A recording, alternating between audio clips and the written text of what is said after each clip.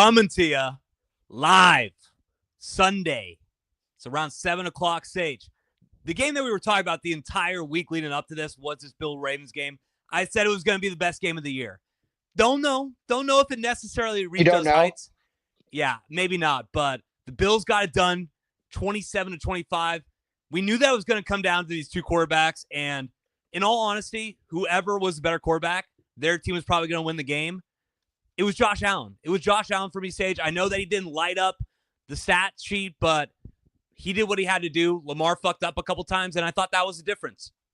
Oh, it's 100% the difference. I mean, it was the fumble when you're going into score, and it was that interception that was just basically a punt in the first half where you're going down. I mean, you have that good drive to start, and then out of nowhere, you just start, just getting loose with the ball. That first drive, it was exactly what you need. You run the ball. It's not effective, but Lamar looks accurate. You're keeping him on your spot. Or on his spot, and then as soon as you go off script, right, trying to make a little Lamar Josh mano, you start to see what happens, right? You can't just go Lamar. You got to keep it balanced. I mean, it seemed like Derrick Henry got something going, but they just didn't want to stick to it on that drive at the end. I mean, Lamar was surgical, but that whole second half, he wasn't really doing too much. I don't know. I just think you see the levels, right? When you get to that high, that upper echelon, you see the levels between a guy like Josh, Mahomes, Lamar, like in these playoff environments when you got to have it, when you got to want it. Yeah, I mean, Sage, if I was a Buffalo fan after that first drive, I'd be pissing my pants. I mean, Lamar 100%. looked on point. I think it took like 4 plays. They scored a touchdown. But when you're Josh Allen and you're a Buffalo Bills fan, that's what you expect. You expect Josh Allen to take that punch, go right down the field, score. So that was good that they got a back-to-back score. But then that's when Lamar, I think he went back-to-back drives. He had that interception. He had that fumble. I don't think that the Bills cashed out on the first one, but after the fumble, they scored, made it 14-7. And then, Lamar that was the bullshit holding penalty. Yeah. I mean, I'll be honest with you, Sage, I had my own dilemma going on right now. Our Wi-Fi went down before the start of this game. I had to run down to the local bar to start to watch it. So I wasn't really all engaged with the first part of the game, but it seemed like Josh Allen and the Buffalo Bills dominated. They got that touchdown at the end, which was huge. It was 21-10. You thought, hey, Buffalo's getting the ball, start of the second half. Like, they could really take care of this game right now. There was a point early in that third quarter where I thought Josh Allen and the Bills could kill the Ravens, but they didn't, and the Ravens started coming back. Yeah, 100%. There was plenty of opportunities there. I mean, even that last drive, I was not expecting the Ravens to go down there and score. They made it look easy. They left some time. Obviously, what happened with Mark Andrews, it's tragic. I mean, probably the worst game I could think of from the weekend. He's the enemy. He's the villain of this game for sure. No doubt. Like, that's the guy they're going to be pointing to. The drop in the first quarter, the fumble when you're going down, and then the drop 2-point conversion. I mean, it's inexcusable. I texted after the fumble. I said, I feel so bad for this guy. Like, he has had the toughest year ever coming off that injury, and he just puts a cherry on top of it, right? He has his pinnacle. He drops the ball right in his stomach, just right there for him. Loses his footing. I mean, it's a tough look. It's tough to be Mark Andrews right now, but there was a lot. I mean, you could point to Mark Andrews. Obviously, he's the clear fall guy, but it goes around, man. Like, Lamar could have been better. There was a lot there in the middle. I mean, I have it pulled up here, but there was a period where they went like 8-9 minutes. They weren't doing much, like, at all. Just like punt, nothing, stall out. So it goes both ways. It's on Mark Andrews, obviously. Like, he's the guy. If you're the hardcore Ravens fan, you're gonna be like, fuck Mark Andrews, blew it, whatever. But Lamar wasn't that great either today. But I thought Lamar did enough towards the end of the game. So, Sage, he had it almost tied. I mean, they had that drive where you really started to see Derrick Henry get cooking in the third quarter. I think he had a couple runs over 15 yards. They scored to make it 21-19. They went for the 2-point conversion. I think it was Matt Milano tipped it. Huge tip.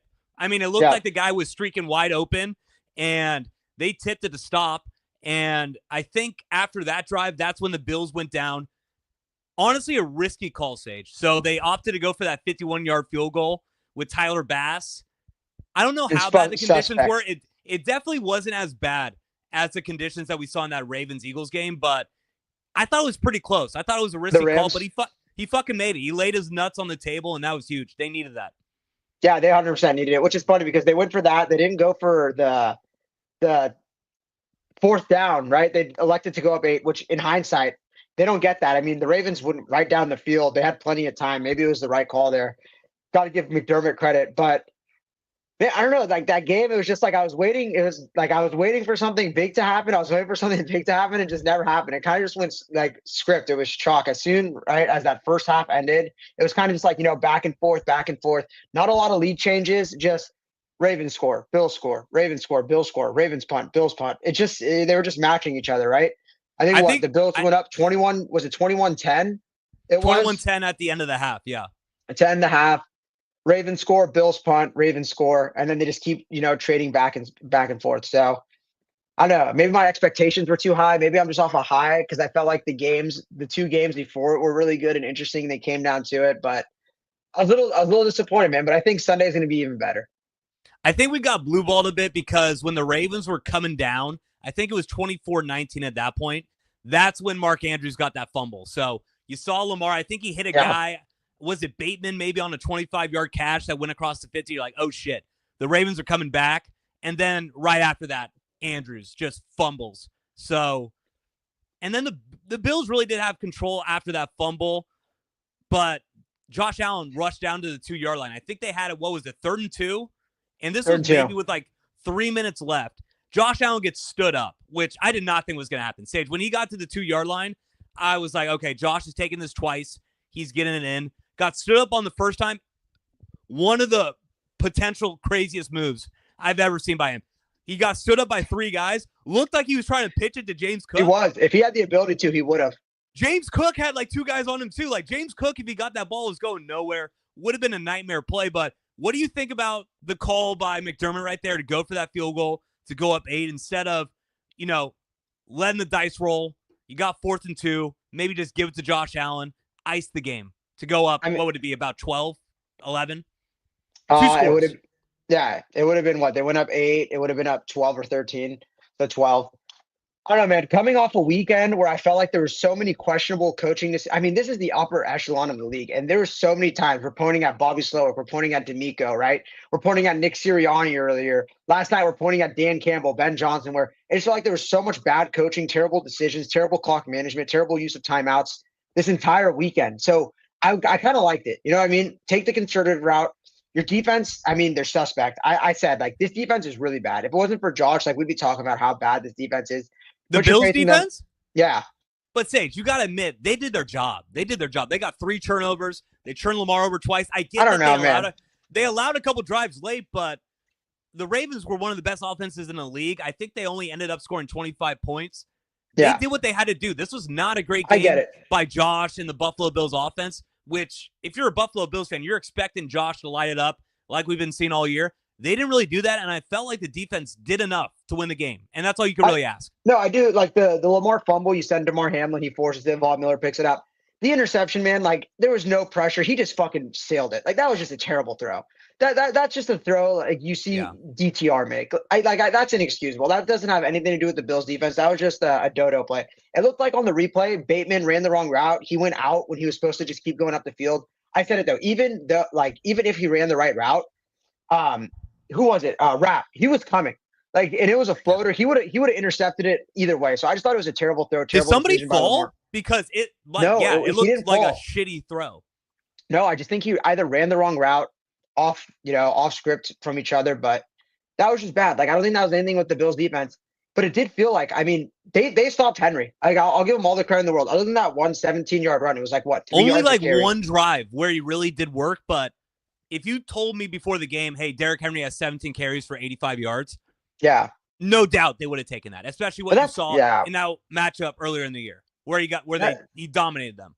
that's what bothers me. And Chase, I said it right. I said I think they're gonna go away from it. I think they'll go away from it. I mean, he dropped back to pass 25 times. They ran it, 30 times. 4 of those 30 rushes were on scrambles when they dropped back to pass. So really, it was a 26-29 split.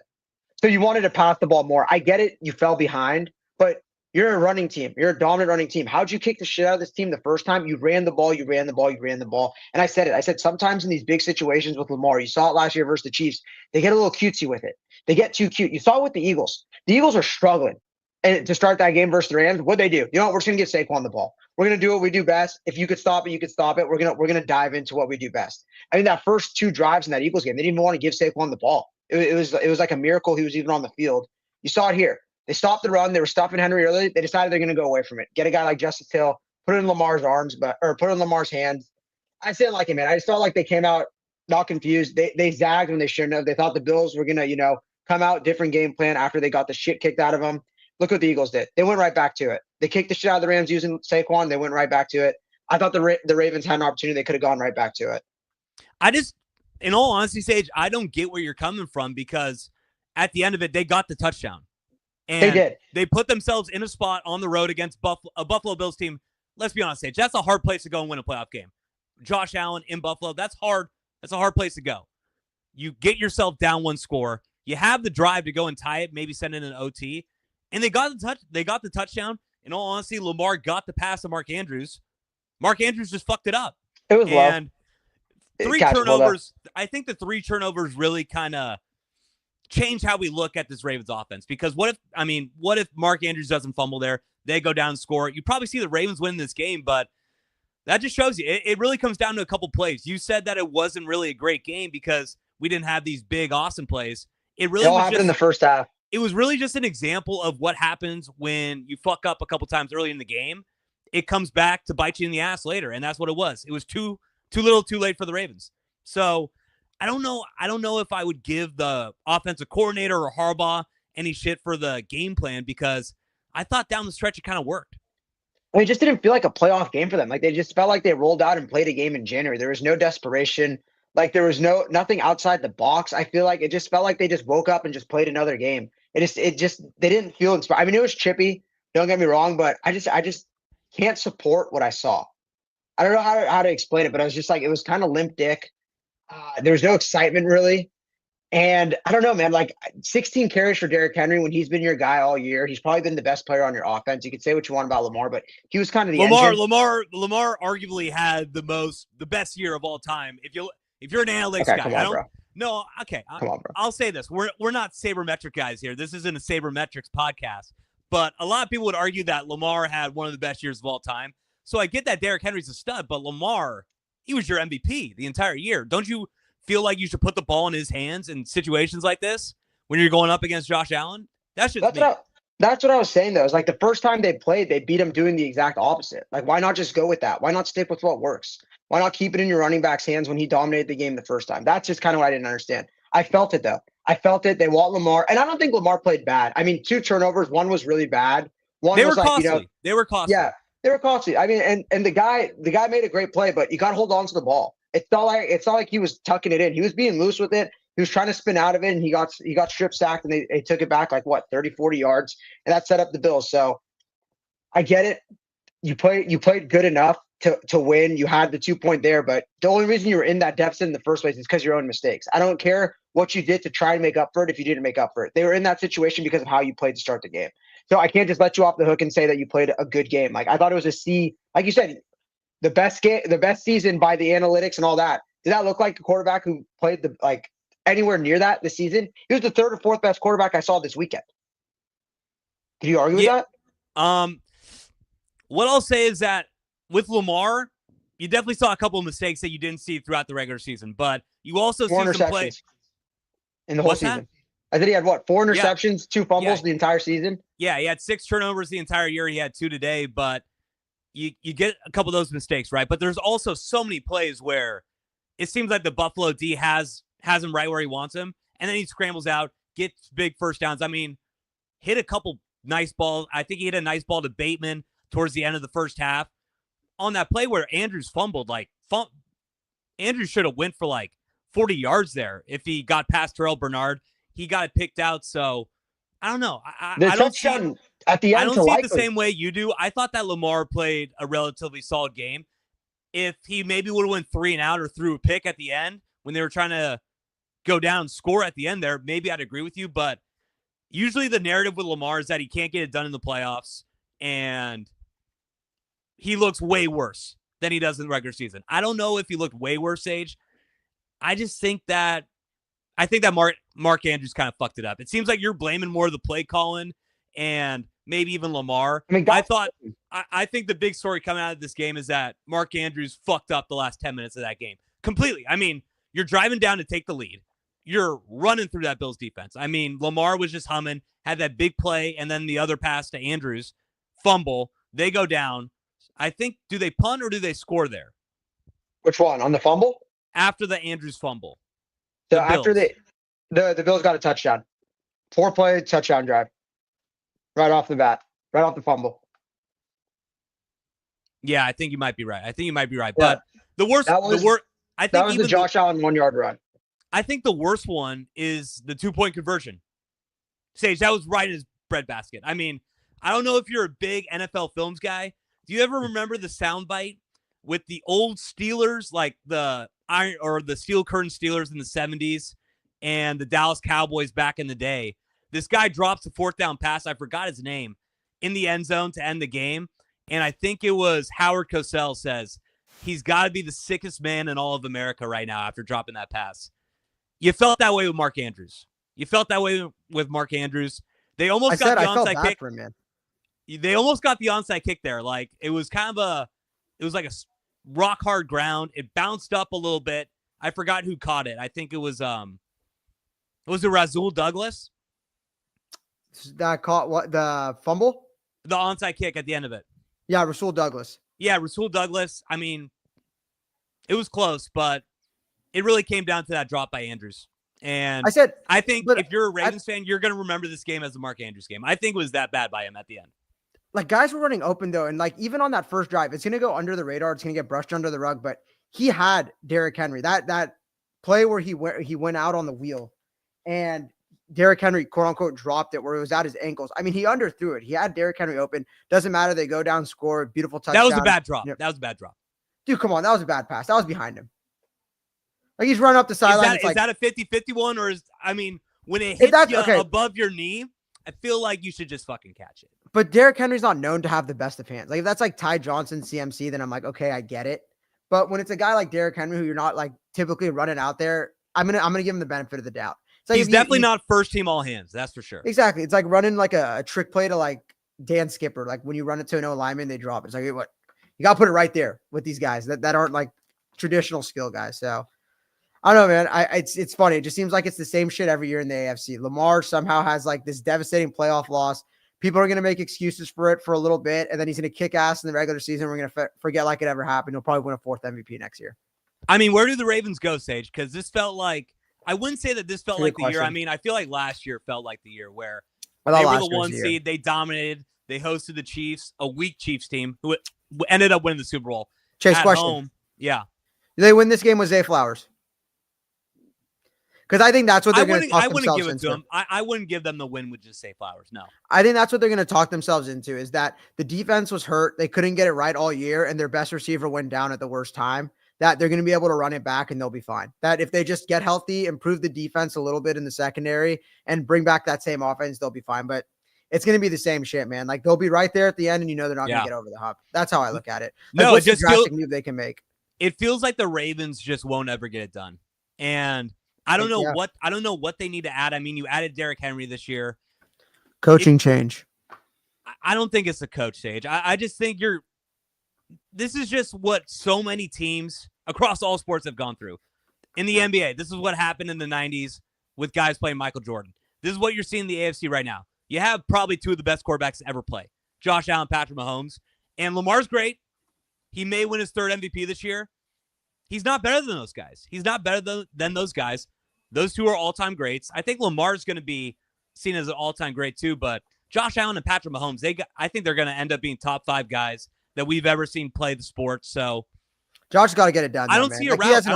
I don't see a route for the Ravens for the next couple of years to realistically make the Super Bowl and win it. See that, and that's where I want to spit it because I don't think we've spent enough time on the Bills here. I want to talk about the Bills because that's what you see, right? I just haven't seen that progression with Lamar come playoff time, right? You see what Josh just did. What did he do? He kind of game managed there. He did what he had to do, got the ball to the playmakers. Nothing truly spectacular that entire game, right? Just kept it going with his legs, with his arms, putting together drives, putting together long drives, scoring when they need to, commanding the game, right? Moving the ball when they need to, moving the chains. Nothing spectacular. I mean, he tried to. Like we said, he tried to make that pitch back to, was it James Cook or was it Ty Johnson? It was crazy because the entire game, he was like staying within himself. And then you see him almost go for that play. It's like, yo, what the fuck? That would have been one of the all-time blunders in NFL history. Oh my God. I couldn't imagine like how that would be like revered in like 5 years if the Ravens pick that up and score. So, I mean, I'm glad. Hopefully he learns. Sometimes I feel like he does try and do too much, do a little less. I believe in him. I mean, Sunday's his opportunity. This is it. This is as big as it's going to get for you. If you seize the moment, like you're regarded as a legend, because I think whatever comes out of the NFC, the Bills are going to be able to handle it with ease. I'll be honest with you, Sage. I know that you're a Chiefs dick rider a bit. Let's be frank. You love the Chiefs. You love your boy Patty Mahomes. It's different. It feels like the Bills' year. Don't you feel the magic? I don't know. I felt that at the end of the game. I thought last year was their year. No. I mean, they going up against the year. Chiefs in the divisional, like this was a big time win. I mean, at home they were underdogs. It felt like the Ravens were flying high. Lamar Jackson, as we know, probably 2-time MVP back to back. A lot of the sharps were taking the Ravens. It seemed like the Bills. It seems like it wasn't their game, and they pulled through. I don't know. I just think that the Chiefs are going to be vulnerable. I think that Josh Allen, what was it, 2.5? -1. Chiefs, -1. I think it's going to flip. So what does that tell? What does that tell you, Sage? I mean, it tells me the same thing that happened with this game. Well, it tells me that on a neutral field, they think the Bills are a better team than the Chiefs. I think it's the same thing though, where the Bills already beat them, so they're seeing it again, and they're like, "All right, we're just going to take the team that won." You sure they're going to count regular season into Patrick Mahomes and Andy Reid at home? Yeah, it's moving already. Now it's -1.5. I don't know about that. Seems like money's coming in on the Chiefs. We'll see. But yeah, I mean, Josh Allen, 16-22, 127, no passing touchdowns, but had 2 rushing touchdowns. But this is what you want to see. This is what you want to see from your franchise quarterback who's trying to take that step up and get you the first Super Bowl in franchise history. Just take care of the game. Don't fuck it up like Lamar did. Don't turn the ball over. Just keep these long drives, get points on the board, and hope that your defense can get a couple stops, get a couple turnovers. And that's exactly what happened, man. That's playoff football. It was cold weather out there, and the Bills just found a way to win a tough game at home. And that's, honestly, Sage, that's what champions do. How many times have we seen the Chiefs do that where you're like, oh, Mahomes didn't look that great? I mean, maybe they won by like 7. Exactly. So it doesn't really matter. You moved on, and you still got Josh Allen. Everybody's relatively healthy. I don't think the Bills had too many injuries there at the end, did they? Rapp got hurt. He got carted off, right? And then that was it. Oh, I must have missed that. So he's done. Yeah. So it seemed like he was done. You got DeMar, and then who else is going to be at safety for the Bills? Do you know? I don't know who the backup is. I'm sure we got some support in the chat who could help us. I don't know who came in for them at the end, but they got torched, man. That secondary got torched the second he stepped off on that last drive, and they were able to move the ball with ease. How do you think our boy Max is feeling right now? How do you think Buffalo Bills fans are feeling right now after that game? I mean, it's got to be like how the Rockets fans felt after winning, in the second round. And it's like, all right, the Warriors are waiting, right? The Warriors are waiting. It's kind of got to be something similar. Where it's like, you have this like generational talent, but there's this team that just always gets you. They always get you every year in the playoffs. So they got to get over the hump. This is the time. I mean, it can't just happen every year. I don't expect because Josh and Mahomes for the next 6-7 years, they're going to see each other every year in the playoffs. And every single time Josh can't lose. It's got to happen eventually once that he gets him in the playoffs. It just has to. And I think this is like their best opportunity. You don't like this Chiefs offense. A lot of people don't like this Chiefs offense. It's only going to get better as the years go on. They don't have Rasheed. So if you're Josh, like this is your moment. Like I said, like you got to show up. They don't have Rasheed. This is okay. All right. They don't. Yeah. I mean, that defense. You're making his sound like, I don't know. He's like 07 Randy Moss. And it's like, but it's their best weapon. Such a big deal. Like you lost one wide receiver. I mean, the Niners lost fucking 3 this year. And look where the Niners are. Exactly. But I don't know. I don't think the Rasheed Rice factor is that big of a deal to throw it in there. I just say, like, if it's not last year and it's not this year, the Chiefs are only going to keep, like, I feel like they only get better as the years go on. They just slowly improve every year. I mean, the offense might not be as good as it used to be, but that defense makes up for it. That defense is badass. They're clutch. They always step up. And against the Bills, I feel like they always just, like, have their number in these playoff games. Other than the 13-second game, these games versus the Chiefs and the Bills are relatively always pretty low scoring. It's like 24, 20, 17, 21, whatever it may be. So I feel like they know each other now. They're not in the same division, but they might as well be. It's like Brady Manning. They see each other every year. They know each other. These coaches know each other. I was just about to bring it up, Sage. That's going to be the narrative the entire week leading up to this game. I think this is slowly becoming a better rivalry than that Brady Manning rivalry. I really do. No, because at least Manning got him in the playoffs more than Brady got him. So it felt more like a 50-50 at the end there. This Mahomes is got Josh's him every chance, time. though. If Josh wins and It wins is. the Super Bowl, you know that they're still young. I think they're both, 27, 28 years old. This is going to be happening for the next 5 years. So I'm just going to predict right now. I think everybody's going to bring that up. They're going to be comparing this rivalry to Brady Manning. And I honestly think that when it's all said and done, when these guys are done, this is going to be the best quarterback rivalry that we've ever seen in the game. I truly do believe that. That's wild, man. That's wild. Is it wild? We got to see it. I mean, you're the guy who's saying thing Mahomes is the best ever. I mean, I know that you're a Brady guy too, so I don't know where exactly you'd put them right now. But you got to say that Mahomes is on a trajectory to be the best of all time. And I think that Josh, he's probably going to win the MVP this year. I think that he's going to win the Super Bowl MVP. I think he's on a track to be one of the best ever too. So I don't get why it's that crazy to say. Because I think if it's like with Brady, Manning was the guy who had all the regular season accolades, right? But he didn't have the postseason success. Where Brady, he was still great in the regular season. Don't get me wrong, but he took off in the postseason. Mahomes is both. He's the guy with the regular season accolades and the postseason success. Where Josh kind of has neither right now. Like, what does Josh have to his name? He grew a beard since his rookie year. That's okay. I think that's disrespectful because no, I but think it's an eye test. I think Josh has lost a couple close games to the Chiefs late, and if those games turn out differently, you probably see Josh already having 2 Super Bowls. So he's still young. That's ifs, but I'm saying, Sage, like he's going up against Mahomes and the Chiefs, who have been a juggernaut. They're probably one of the best teams in NFL history, arguably the best team that we've ever seen these past 4 years. So I don't get how you could really go up.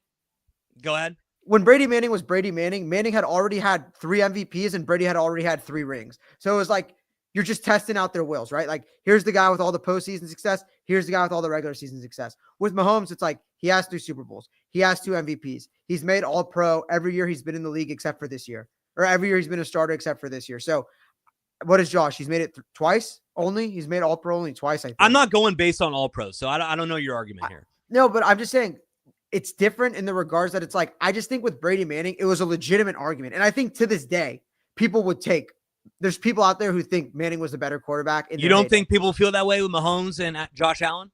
I don't think people actually think that. I think Josh Allen is the best quarterback I've ever seen. Eye test. Okay. No, I swear to God, Sage. I mean, come on, man. No, it seems like Manning and Brady was the old generation where you had the drop back passers. These two guys are like the new generation. So I don't get why you can't say that this is just this generation's Manning Brady and that they're on track to be even better than that. I mean, they're only 27. This is going to be their 4th fucking matchup deep in the playoffs. So it just seems like this is going to go down as one of the best. I'm just saying, savor it.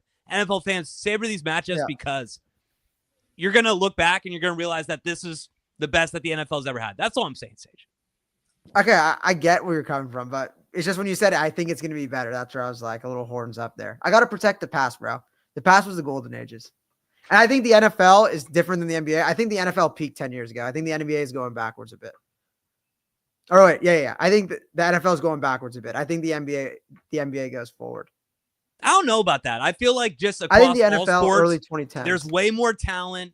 There's way more parity. I mean, Sage, when we started the playoffs this year, I think you could arguably say that 6 teams could win the Super Bowl.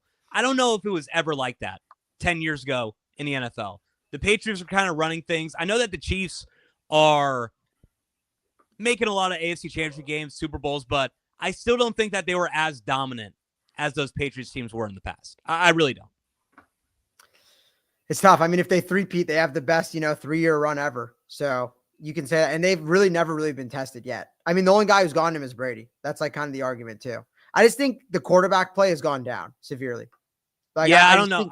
I don't know, Sage. I feel like if you look back 10 years and you really look at all the quarterbacks who were starting and then you match it up with the top 20 that you've seen in the league today, like we brought it up, but Steven Ruiz, genuine people say that Jane Daniels is the 20th best quarterback in the NFL. This guy in his rookie year beat the number 1 seed, one of the best offenses we've seen in the past 5 years. In his rookie year with the franchise that has just been snake bit for the past 30 years. And that guy's number 20. So I honestly feel like there's a lot more quarterback depth now. That's just me. I don't know. I just think about like the top tier, right? When we started, you got Big Ben, Drew Brees, Aaron Big Rodgers. Ben, Like, you think I'm Big Ben saying, can really hold a candle to the top 5 quarterbacks in the league right no, now? I'm saying that's like your second tier guys, and you have Brady Manning at the top. Like that's like your second tier. Where now I just feel like it's Josh Mahomes, and then like the second tier. I mean, Josh Mahomes, Lamar. I'm gonna give Lamar his respect, and then that second tier of guys, it's like what Matt Stafford, C.J. Stroud.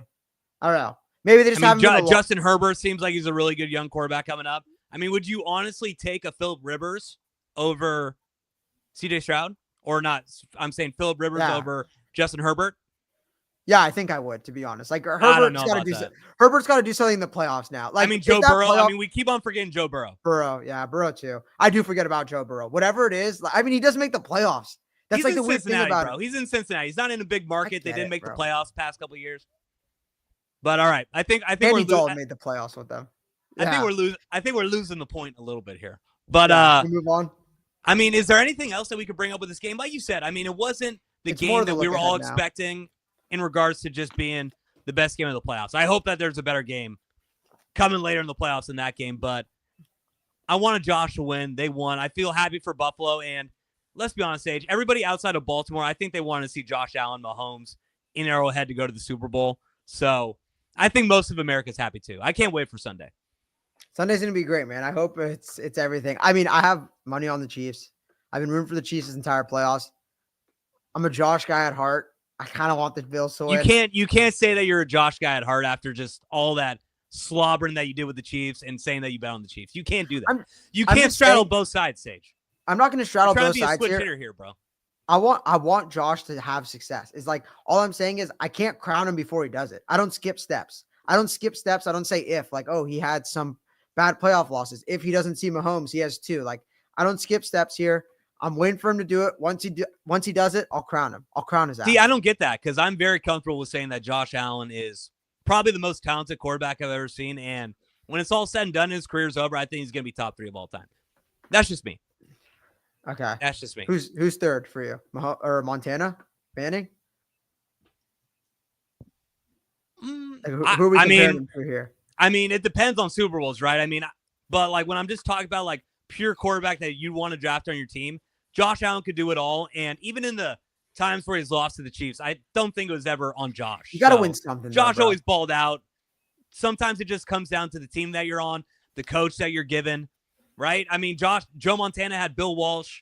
Patrick Mahomes had Andy Reid, right? I mean, and then Tom Brady had Bill Belichick. Josh just doesn't have that. So you're kind of playing on a different playing field, I think. I think you got to accomplish something in your career. You can't just go all this time without really accomplishing anything. Whether it's personal accolades, like what does he have? The MVP for that Nickelodeon game they played 2 years ago. He needs something. First teams, all pros. I'm just saying, like, I love the guy, but at some point, like, you got to do something. You got to put something to your name. Like at the end of the day, like when you're arguing legacy, this shit matters. Like you want to say he's a top 3 quarterback. What are you going to say? Eye test? Like, oh, he's like, what am I going to say? Wembanyama is one of the best players I've ever seen. Eye test. Like you got to do it first. That's all I want to say. I feel like it's a lot different saying Victor Wembanyama so far compared to what we've seen from Josh Allen. I feel like that's a reach, but I appreciate your tactics. I appreciate your argument tactics here. I got to admit. I think that's how to move on. Yeah. All right, Sandra, let's move on to the game from earlier today. So we had the Rams going into the cold weather, going into Philadelphia to take on the Eagles at the Link. The Eagles pulled it out 28-22, but Sage, we were talking about Jalen Hurts coming into this week. We were pretty scared about what we've seen from him. I mean, he was injured for 2 weeks, played like shit last week. He had another bad game today, got hurt, and even though Philly won, you almost feel like they can't get it done from here on out. They're not going to win the Super Bowl with that injury with Jalen Hurts. I don't know, because he seemed like fine when he was coming back into the game. Then he gets on the field and he can't run, right? The first play, they have him do anything. They're just trying to kill the clock. It was, what was it? 1st and 10. They got it at the 30. There's 2:53 left. Rams have all 3 timeouts. Running with Saquon 3 yards. Next play action. You roll him out left on a bad ankle and he just gets destroyed. He had the safety too, where he was just a statue in the end zone and he just took the safety. So, man, I mean, tough. 3 years in a row now. This guy gets hurt right before the playoffs start or now in the playoffs. He's coming off that concussion. Didn't look crisp all game. I mean, he had a few throws where his receivers did him no favors. It was snowing. It was a blizzard, but I don't know, man. Philly inspires no confidence. And I should be the guy. I said it in early November. I said, you know what? I see something in this Philly team. Their defense is improving. The way they run the ball, I compared them to the Chiefs last year. They've inspired zero confidence in me this year in this postseason. I mean, I can't trust the quarterback. Now he's hurt. I can't trust the coach. We'll get into his decision-making, his play calling, and his time management. But my God, dude, this guy at the end of games, at the end of halves, it's like he's trying to mess it up. He has no just like tactical skills with just calling timeouts, letting 40 seconds burn and then calling a timeout. I can't understand it. So I just think no matter who they see in the AFC, it's going to be a major, major, major quarterback advantage. Hold on, Sage. We're going a little bit ahead here. You got the Commanders still. I mean, we're going to bring them up, but you still got Jane Daniels and the Commanders coming to Lincoln Financial. I mean, they're not set to go to the Super Bowl just yet. They still got a big fight coming on Sunday. But it's just funny because if you told them this was your path to the playoffs, right? You get the Rams, you get who they play last round, and they just blitz them. The Packers. Yeah. And now you get Jaden Daniels in the NFC Championship game at home. They take this in a heartbeat. You'd be as hard as a rock. You'd be as hard as a rock if you told me that you get rookie quarterback Jaden Daniels at home in the NFC Championship game. For sure. And I don't know, man. Like, I don't have any confidence in them. It's the same line, essentially, that it was against the Rams. I think it's a better Commanders team. But getting into this game, just like, it's funny because I just wanted to believe in Philly, but at the end, you just see them choke it. I just think it's an overarching thing with, like, what they got going with this quarterback and coach. You can't say they choked it. They won the game. They won a big playoff game against Sean McVay and Matt Stafford. Like, I get it that they were the favorites coming in, but there was genuinely one point in the game. I think it was before everybody on the Rams started fumbling. I think it was after that Jalen Hurts safety where it turned 16-15. And was it a kickoff or do they still punt on a safety? I didn't catch that. It's like a kick. It's a kickoff. It's like a kickoff from the 15, right? They push it back 10 yards. I genuinely thought the Rams were going to win the game at that point. I really did, Sage. And then Kyron Williams has that big fumble, but you still got to give them the credit because they won the game. It was a tough game. They got turnovers. You could maybe blame it on the weather. You could blame it on the fact that the Rams can't hold on to a football for their fucking life. But you got to give credit to this defense and Sage. I get it that we're not confident with Sirianni. We're not confident with Jalen Hurts, but Saquon Barkley. I mean, did we sleep on this guy for MVP? We said it was Josh and Lamar the entire time. After the game that you saw today from Josh Allen and Lamar, opposed to what you saw from Saquon, I think that Saquon was the most valuable player in its entire divisional round. I really do. Maybe except for Jane Daniels. No, I referenced it, right, when I was talking about the Ravens game plan. It was funny because the Eagles just didn't want to give him the ball at first. I mean, Hurts had that big run. They were trying to pass it, whatever. And then when did they take over in that second and third quarter? Saquon rips a 62-yard touchdown. Saquon rips a 78-yard touchdown. And that's when they started celebrating, dancing. They almost, they took their foot off the gas a little, got a little loose. But man, this guy behind that O-line, it's one of the most dangerous run combinations I've ever seen. I can't recall like something that's more scary because they're getting that push that you can prep for it all you want, but when you're just smaller, like you got Mekhi Becton at the right guard, you got Lane Johnson, Mailata, and they're just manhandling you. He's getting 5 yards, holes the size of Texas, and he's just running through them. He has to make one guy miss, and he's off to the races twice today, just make one guy miss, cut on a dime, and he's gone. So I agree with you, man. I mean, the thing about Saquon is his success is more dependent on the O-line. It's like, right, they're putting those big holes. There's a reason he wasn't this good in the Giants. I mean, the Giants are as shitty as it gets. The Eagles are as good as it gets. That was really bad. That was like the polar opposite of this O-line. It's like, how about no O-line? How about no fucking holes? Like, try to run through those. I just think that's what it is, right? I mean, you can't really make this argument with Lamar, but going back to Josh, no All-Pros, no Pro Bowlers on his team or on his offense. He was the only one. I think maybe one or two O-linemen made it, but Josh is elevating the guys around him doing more, where I think Saquon, he's clearly getting a boost. He's on the Eagles. He has a running quarterback, and he has that O-line. So I don't know about the most valuable, but I liked what I saw from him today.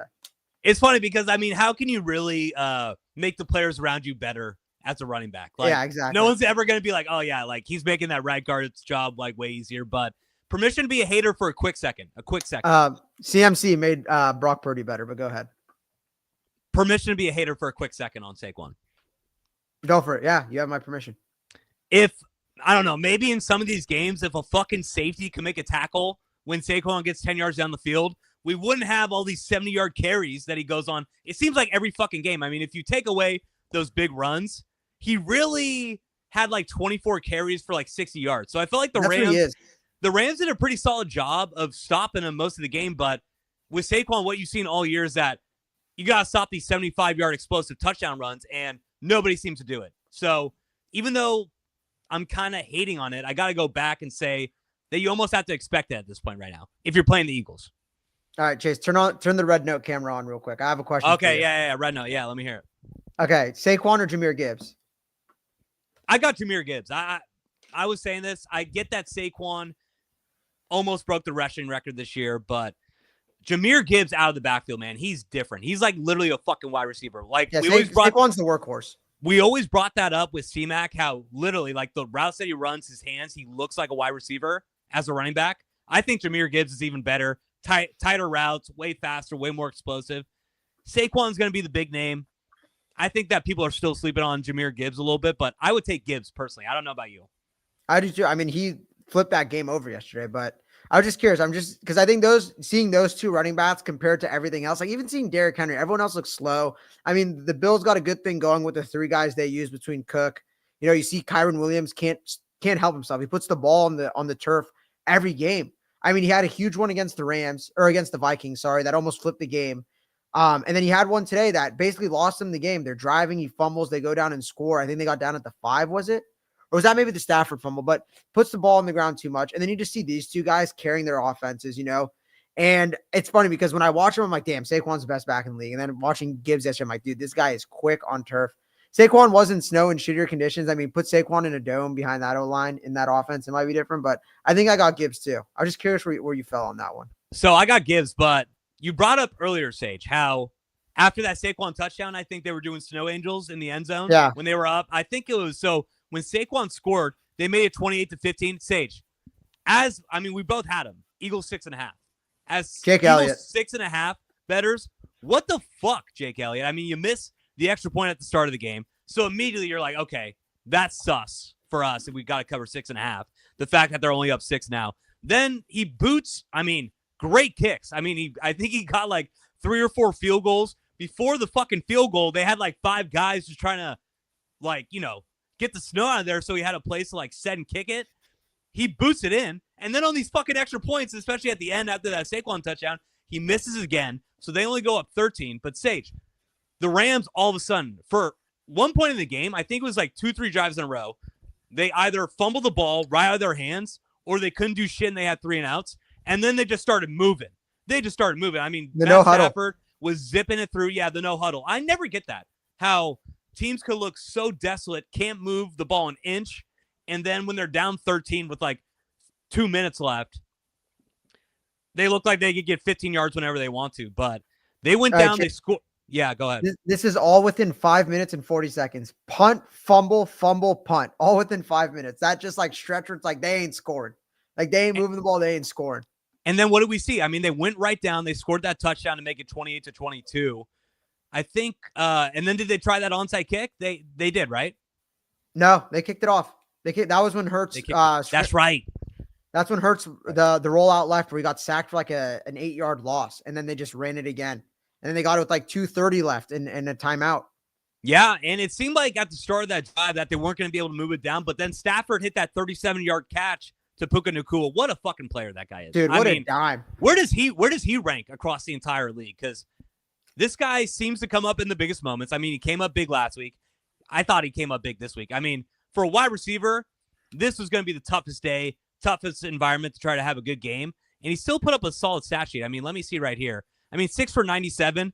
What did our boy A.J. Brown do? I think A.J. Brown had 2 catches for 14 yards, a couple drops. So it was a tough environment for wide receivers, but Puka got it done. He almost had them at the end of that game there. He almost got them into the end zone to win the game.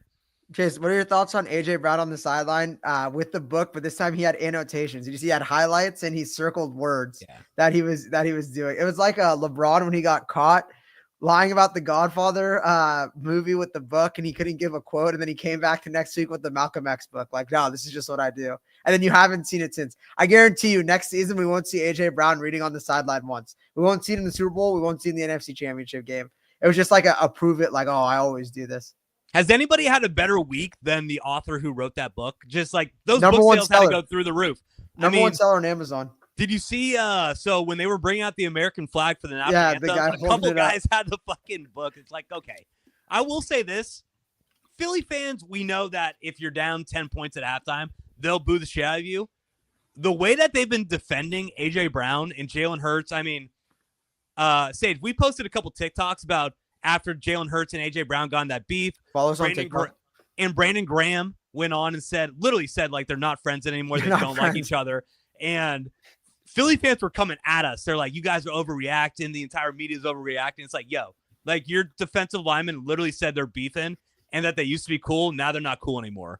And you're trying to make it seem like not a big deal. So even though they'll boo at halftime down 10, they will ride with their guys. And I think that you got to give Philly some credit for that. I mean, Philly usually is seen as the shittiest fans in all of America, but to defend that is pretty remarkable. I mean, they defend Joel Embiid, right? Like they'll defend a guy who literally doesn't play. Oh my God. Like they'll live and die with that guy just because he brought them out the process. He brought them out because people forget how shitty the Sixers were. They were truly like the worst franchise in the NBA for 3 years. And he brought them all the way back. Which is ridiculous because they're like, and now he doesn't play. Biggest market in the league. And they, and now he doesn't play. He doesn't do back-to-backs. He openly complains to the media about the Philly media. Right. And then they still ride for this guy. They still love him. So Phillies, if you're in with Philly, they're going to ride for you. Like Nick Foles is a legend there. Carson Wentz, they just hate the guy for whatever reason. So it's funny how it works, right? They ran Andy Reid out of town. That's true. They just pick and choose who they love. They threw batteries to Santa Claus. Yeah. They idolize a fake boxer. There we go. Yeah. But I mean, what I will say, how pissed would they have been? I mean, they had, 3rd and 2? And then Jalen Carter got that sack on the last drive where the Rams tried to go and win the game. I mean, they were that close, Age. I mean, the Rams that's what I'm saying. 3rd and 2 on the 10-yard line. They were fucking close to losing. It was a misread by the center. I mean, and then it blew the whole drive open. They were going to score. I really think if they pick up Jalen Carter, I mean, he's a stud. Don't get me wrong. I want to give Jalen Carter credit, but he didn't really do much there. How do you leave their best player on their D-line unblocked? He just came free right up the middle. No, I mean, he made a little move. He pushed him off to the side a little bit. You got to give Jalen Carter some credit on that one. No, I'm talking about when he sacked Stafford, when Stafford tried to duck under it and he just like grabbed him to make it, 4th and 12? And they called the timeout to take their time. But and you knew it was done. After that sack, it seemed like it was done. I thought there was no chance they were going to get that 4th and 12.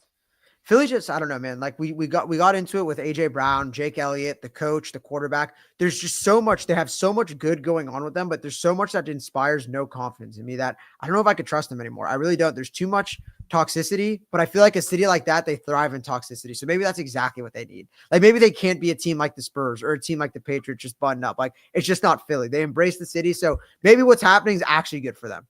I mean, did you ever see that Bill Burr clip where he's in Philadelphia and apparently it was some marathon stand-up. So Bill Burr was on there for an hour, and apparently, like, they started booing him. Have you never saw this? Have you never seen the Bill Burr Philly rant? Hot take. I don't think Bill Burr's that funny. Oh, okay. Well, I will say this. Everybody who's watching right now, look at this one. Bill Burr in Philly. He's maybe like 90 minutes into the stand-up set. Then they start to boo him. And he just goes on this Philly fucking rant. He's just like, the fucking Eagles suck. Your city's full of garbage. You guys idolize a fake boxer. You don't celebrate Joe Frazier because he's black and you're fucking racist. Going off on them for like 15 minutes. He's like, I got 5 minutes left. And then he like just keeps on going. They start cheering for him as he's like shitting on their city. So you may be right. Maybe Philly just thrives on toxicity, just like people shit on them. I don't know. City of brotherly love. Yeah. Hey, that's a good take there. Silver Linings Playbook. That's another toxic movie. That's their favorite movie of all time. Have you ever seen that one, Sage? You got to watch that one. I've watched it. Thoughts? Good. I liked it. I really liked De Niro. Sit right here. Come on, just this game. He's like, just sit right here.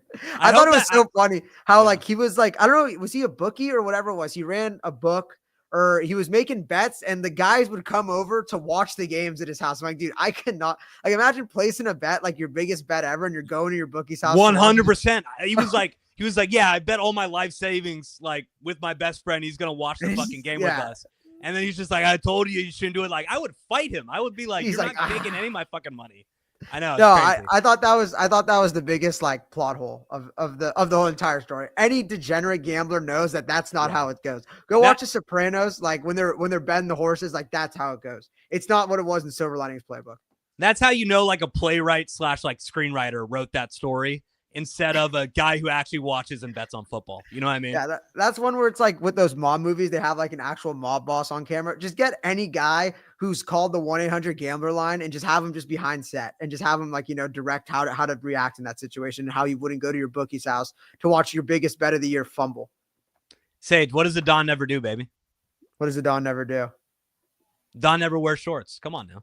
You never heard that story on The Sopranos where dude, the guy so called funny. in Yeah. Yeah. After the first episode, and they reference it in season 4. Carmine, I just got to that point. I'm rewatching it right now. And Carmine just said, "A Don never wears shorts. I was at your house for a barbecue." Yeah, exactly. So Sopranos had a guy on there. Silver Linings Playbook should have had that. But do we do any talk about the Rams? We did not talk about the Rams at all there. I mean, what do you think about the Rams coming in? The snow ate them up. I mean, as soon as it really started coming down, they couldn't run the ball. They didn't trust Kyron. I really think like it flipped the game because they went down, they scored. I mean, Jared Verse, man, what a fucking player. He dominated that game. I thought he was the best player on either side the entire. I mean, maybe Saquon actually. I mean, did you see him before the game? He was just like literally walking around the entire stadium, just talking shit to Philly fans, like, "Hey, yeah, fuck you, like we're gonna fucking beat the shit out of you." Like, and then Jalen Carter, I think Jalen Carter went over. He's like, "Hey, bro, stop it." He's like, "No, I'm gonna keep on walking." That guy's a fucking dog. Jared Verse, that guy is a guy that I'm not glad he's in the NFC West. That's for damn sure. Yeah, 100%. I mean, Aaron Donald walks out the door. The rich get richer, right? I mean, fuck me. It's so funny because that's exactly what they were missing. This entire game was like a run stuffer. Like, if they have Aaron Donald, do they win that game? Like, are they able to stop Saquon Barkley once? Maybe. I mean, I think maybe he just retired a year too early where they win that game. They got a home game against the Commanders, and it was right there for the taking. If you just stop them once, you get Philly off the field one more time. I think it's funny. You have that with Jared Verse. I mean, Akello Witherspoon, the redemption arc out of nowhere. Their secondary is being held up by Akello Witherspoon. How does this happen to the Rams? I mean, we can't have any guy reliable come in for the 49ers and like be like, "Oh, now this guy's a Pro Bowler."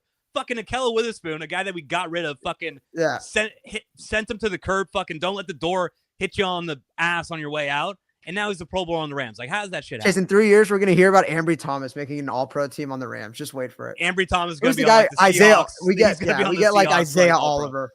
We get like Isaiah Oliver, and he gets like cut, and then he's coming back this year. He was on the Jets, I think he was. But I mean, I don't know, not much to say about the Rams. I mean, that'd be an interesting spin zone stage. I mean, we're gonna do the blame pie later. Like, how much do we blame on this loss for the Rams on Aaron Donald? Just like not or on retiring. I'd say 30%. I mean, 30%. If Aaron Donald's in that game, they probably win it. But I didn't think a lot of people had a lot of expectations for the Rams. I mean, they went on a miracle run to even get into the playoffs and win the NFC West. You kick the shit out of the Vikings, who probably were the best wildcard team of all time, just based on record, right? I mean, based off record, yeah, but were they actually? Probably not. No, probably not. But then you go into Philly, tough environment. You're a West Coast team going into a snow game as touchdown underdogs. And like I said, if it was not for those 2 fumbles, I think the Rams win that game. So I don't think you could really blame anybody here. Like McVay, you can't give McVay shit. You can't give Stafford shit. But the reality is, Sage, Stafford ain't getting any younger. So I don't know where the Rams go for here. Like, what happens if Stafford's just like, "Hey, man, I'm doing all these commercials with my fucking wife with the, what is it? What's that mattress commercial that they always do?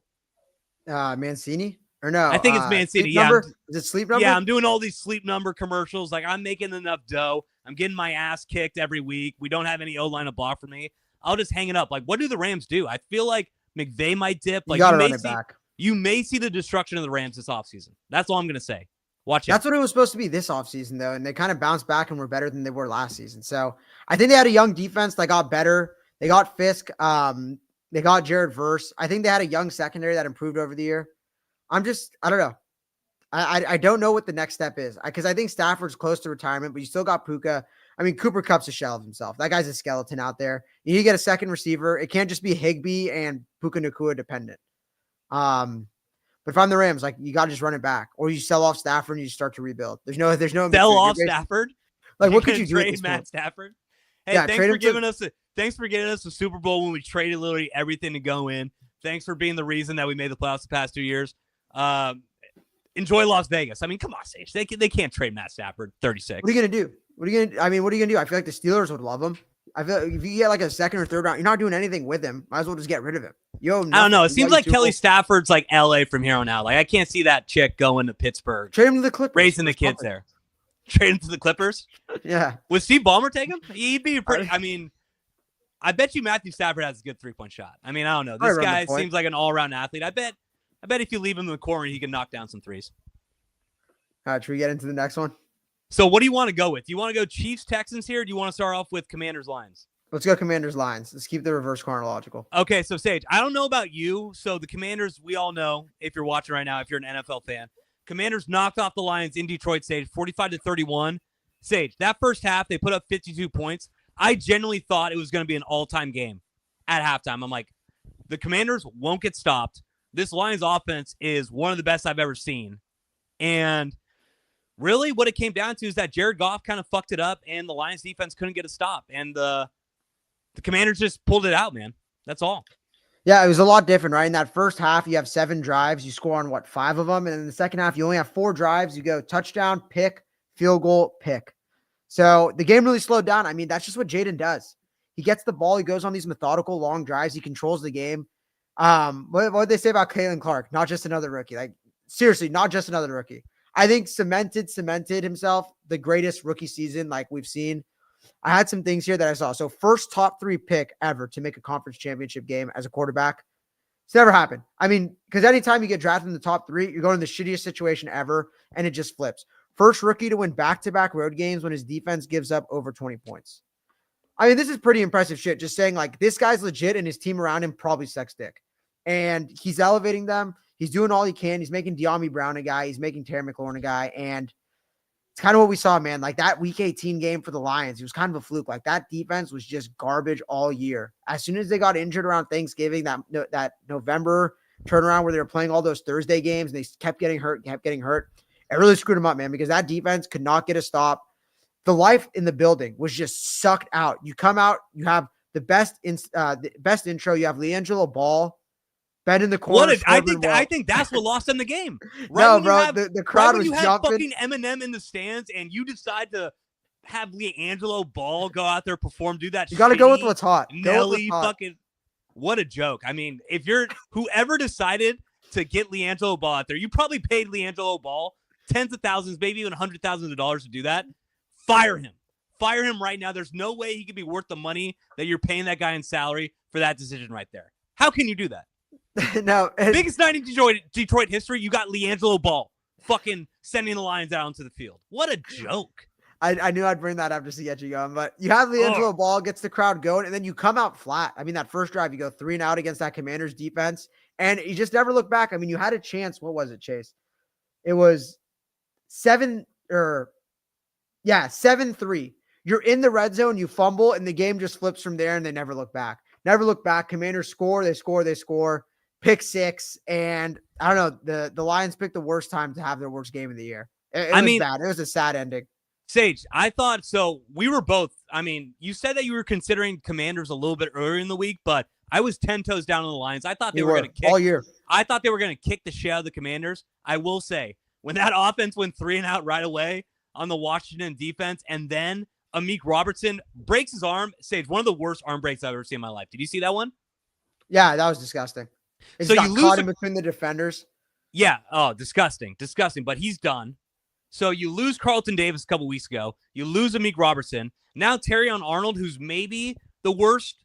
I don't know if he's a first or a second round draft pick.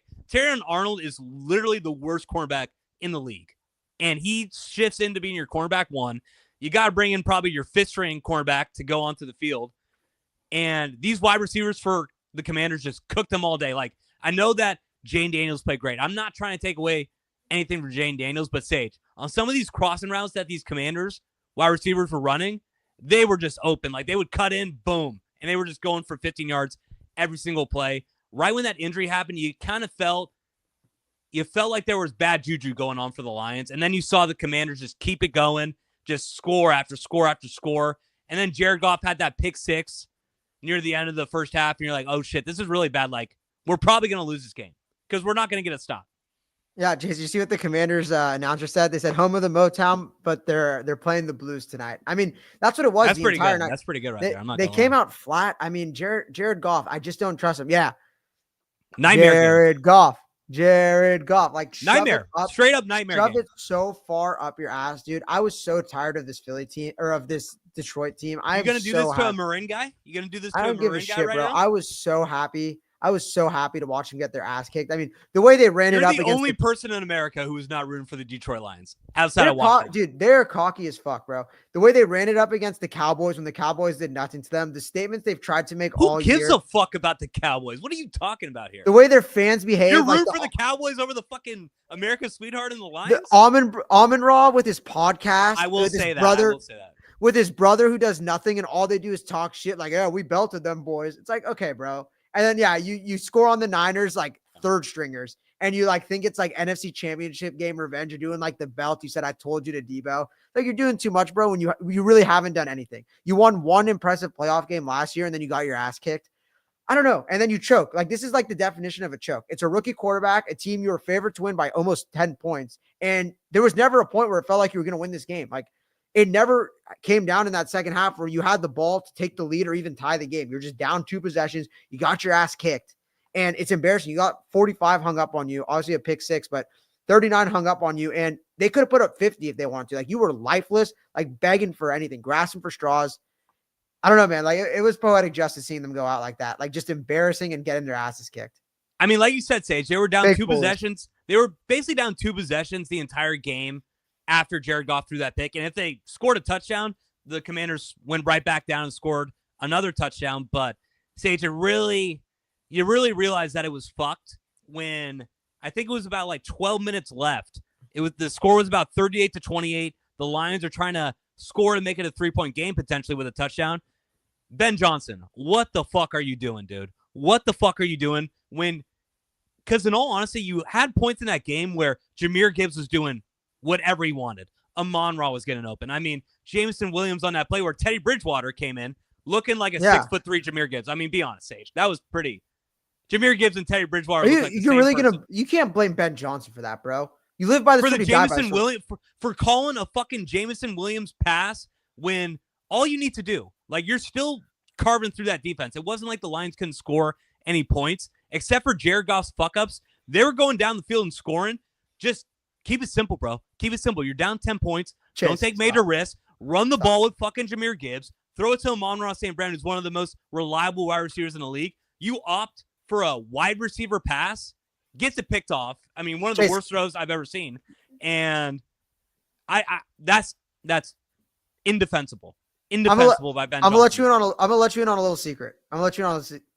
He wasn't intended to throw that ball into double coverage. He was probably told, like, hey, if this guy's covered, throw it away. I bet you the way the play was designed, it was like, hey, if he's open, throw it. The guy just fucking short-circuited it. He threw it right into double coverage. There's no way that was like a throw it no matter what. He definitely said, like, throw it out of bounds. The Niners did that same fucking thing in the Super Bowl, and Kyle Shanahan was praised for it because it worked. Because McCaffrey threw it. Yeah, McCaffrey knew, like, okay, I'm throwing it across the field. Juwan Jennings is wide open. You know what happens if he's covered? He's going to run the ball, which is what he should have done or thrown it out of bounds. You had that, what was it, a double reverse? The guy was celebrating at the 30-yard line. That was a sweet play. Yeah. Like it was, dude, I love that when he's so open that they start to pan out slowly and you could see the crowd and he's running and celebrating. They're going crazy. The 20-yard line, he went across the hashes, was celebrating 25 yards out. Like, I think he ran 45 yards as he was celebrating. Yeah. I mean, me as a slow guy, I was just like, yo, somebody better not come up from behind and fucking strip you, or you're on not top 10 like forever after that play. So you could give him credit for that, but you can't like say like, oh, that was dumb, because that's what they've been doing all year, bro. Like you live by it, you die by it. But in that situation, Sage, it's only 12 minutes left. You got to fucking score. You got to put the ball in the hands of your quarterback who you trusted all year and just get it out to your playmakers. But he wasn't doing anything. Don't have your playmakers throw fucking passes 20 yards downfield because, in all honesty, let's be frank, Sage, I don't think Jameson Williams had the highest Wonderlic test. You can't give that guy a decision on whether or not to throw the ball. I'm just saying, you don't let that wide receiver make that decision. That's all. Okay, you could say that, but the play was meant for him to throw it out of bounds or run it. I guarantee it. Like it's on Jameson Williams. It's not on Ben Johnson. Like the play is designed for that guy to be wide ass open. If you're having your wide receiver throw it, you're not expecting him to throw it into tight coverage, or else you're an idiot and you don't deserve to be an offensive coordinator. They ran that in practice because they ran it perfectly. Sage, if Kyle Shanahan did that, you'd be fucking roasting him all the way until fucking next September. Because the guy doesn't run trick plays. Like if he ran one trick play and that's what it was, I'd be like, do you know what? Maybe stick to the Sage, you got to be consistent. There's no way you would defend Kyle Shanahan in that spot. No way. You'd be like, how the fuck do we have Debo Samuel throwing a ball down 10, They did it in the Super We're the Bowl. number 1 seed with 12 minutes left. They did it in the Super Bowl. They literally did but it it worked, and it was in like the fucking, I think it was in the first half or like start of the second half. You were down 10 with 12 minutes left. I'm not going to blame it on Ben Johnson. I mean, like, I thought it was a good play. Just throw it out, move on to the next play. I get it. Keep it simple, but you want to catch him off. You want to get a spark. That's what energizes that crowd. That's what energizes that How team. did it work? How did it work out? It didn't work out. Nothing worked out. Jared Goff throwing the ball didn't work out for them. You got fucking cleaned, and your season's over. Good. Now. One of these. Congrats. One of these. Way to be fucking creative. You lost. You fucking blew What did Jared Goff have? 3 turnovers? Are you going to put the ball in that guy's hands so you can turn over? You can again? argue now. I bet you. I want to get the numbers. We probably won't get the numbers until a couple weeks from now. How many murders / violent crimes do you think happened in Detroit after that loss last night? We'll see, bro. We'll see. It's like when they said, like, what was it? Who was literally bringing the murder rate down? Was it the Lions? It was the Lions. Like, the Lions, the past 2 years being such a good team, significantly brought down all the violent crime rates in Detroit. I don't know, dude. I bet you around 8 Mile, there was some bad shit going on. And I'm gonna blame Ben Johnson a little bit. So, Sage, we brought it up. You wanted to do this. I don't know where you're gonna go with this, but we're gonna do a little bit of a blame pie. I mean, the Lions, you're the number 1 seed. You're going up against the 7th seed rookie quarterback, and you get fucking blown out. You lose by 14. Your defense gives up 45 points. Let's do a little blame pie, Sage. I mean, we gotta blame somebody, right? Gotta blame somebody. Yeah. Mine's simple. So why don't you start off? Why don't you start off with your blame pie? I want to see where you go with this. I'm going 60% Goff, 20% on the defense, because you got to blame them, even though it's not their fault. Give me a person. Give me a person. Give me a name, Sage. Give me a name. I mean, it's the whole defense. It's the defensive line. They can't get pressure without a blitz. The secondary can't cover anyone. I mean, Jaden Daniels carved him up with a blitz. They rushed 4 pass rushers. I think it was I sent it to you earlier. It was like 26 times, got 0 pressures with 4 pass rushers. I can't blame Aaron Glenn for that. I mean, he tried his best. He was working with. You can't blame the guy leading the defense for his defense looking like the worst defense I've ever seen in a playoff game. No, dude. Like we said, he tried his best. He tried to blitz him. He did all he could, but the defense just had no one out there. The personnel was garbage. You're crazy. It was straight garbage. Would you say that with Nick Sorensen if it was like, hey, he tried? Hey, like his defense couldn't get a stop. He couldn't get any pressure on the quarterback whatsoever, but he tried. I mean, they sent 16 blitzes. They got pressure on him 12 times, was it, from that next gen stats? And Jaden just carved him up. There was just nothing they could do when you're pressing and your cornerbacks can't cover. They're getting separation on everything. There's not much you could do when you're commanding that defense. I mean, he had a great game last week with the same defense, you could say, but that was just pumpkin watch Sam Darnold versus up and coming superstar Jaden Daniels. And I'm gonna go 20% on Dan Campbell. I mean, the personnel. I said this is what really bugged me because I just think the whole Jahmyr Gibbs, David Montgomery bullshit. You start the game with David Montgomery. First handoff of the game goes to Montgomery, 1 yard. Second handoff of the game goes to Montgomery, -4 yards. You're punting in a game where the margins are that tight. We said it before the game, Sage. I said it. Is this a bad thing? And you said, in all honesty, you were kind of agreeing with me too, but you said it's going to be good because there's going to be times where Gibbs needs to rest a little bit. You don't open the ball game to Montgomery. Yeah. But they led the fucking game off with him. And that's what I'm saying. And I think that was a Campbell like thing. Sonic and Knuckles, but yeah. I the know. margins are that tight where it's like, come on, man. Like you literally just blew your first drive off that bullshit because you wanted to get, and then how about Jahmyr Gibbs getting them all the way down the field at the 5 yard line? They give it to Montgomery, gets like 1 yard. Like, all right, get out. And Jahmyr Gibbs next play scores. They try too much with this like morale boosting bullshit that it comes from Campbell, man. You can't say it doesn't. Like trying to get the offensive lineman touchdowns, like trying to get David Montgomery a touchdown on his first game back. I just thought that it started him off on the wrong foot. And when you got to go down and make a statement, you're this big of a favorite. You can't give the other team confidence. You give them confidence right away. They get a stop. And I just think the margins are that tight. Can't have a mess up like that to start the game. So 20% on Campbell, 20% on the defense. But honestly, it falls right in the lap of Jared Goff. Those interceptions, the pick 6 was awful. Awful. Double coverage and he sailed him. And it just flipped the entirety of the game. You're going down. Four turnovers in the biggest. You're going down to score in the second half. And if you get a touchdown there, I mean, like it's a close game. You could, make some adjustments, just throw a pick and it just kills your team. The whole crowd, everything just destroyed. The other fumble and then the pick at the end. I'm not going to blame. I mean, you had to do something there, but I got to go 60% Goff. I mean, for as much as the people love him, I think Lions fans would agree. Like he was the main culprit. He's the main reason they lost. All right, Sage. So I'll agree with you. I got 50% Jared Goff. Jared Goff. Like we said, terrible game. Probably the worst game. I mean, I don't know. I've seen Jared Goff play some pretty awful games in his career. I'm not going to lie. So I don't know if it's the worst game I've ever seen from him, but 1 touchdown, 3 interceptions, 1 fumble. Honestly, Sage, it felt like at every point in the game, they were backbreakers as well. Especially when you had your defense not being able to get a stop. All you had to do, like, look what happened when Teddy Bridgewater came on there.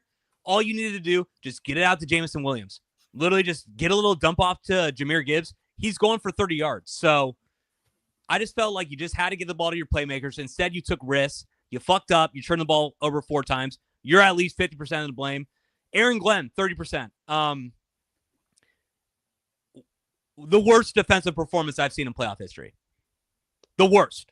There was no point in that game, and I never have seen this with a team stage where I'm like, they're not going to get one stop. I mean, there was no chance. There was no chance they were going to get a stop. Jaden had a couple big 4th down conversions, like in the Detroit red zone. Every single time, I'm like, oh, no problem. No problem. Yeah. The only stop they were able to get is because the Commanders put Marcus Mariota in for a play, and he totally fucked it up. That was the only time they were ever able to. They better not try that shit in Philly. They won't. Better not. They won't. That was the only time they were able to get a stop is because they went Marcus Mariota. Like, literally, Jaden Daniels has been carrying your team, and then in the most gotta-have-it situation, you give it to Marcus Mariota. He thought he was going to pitch it.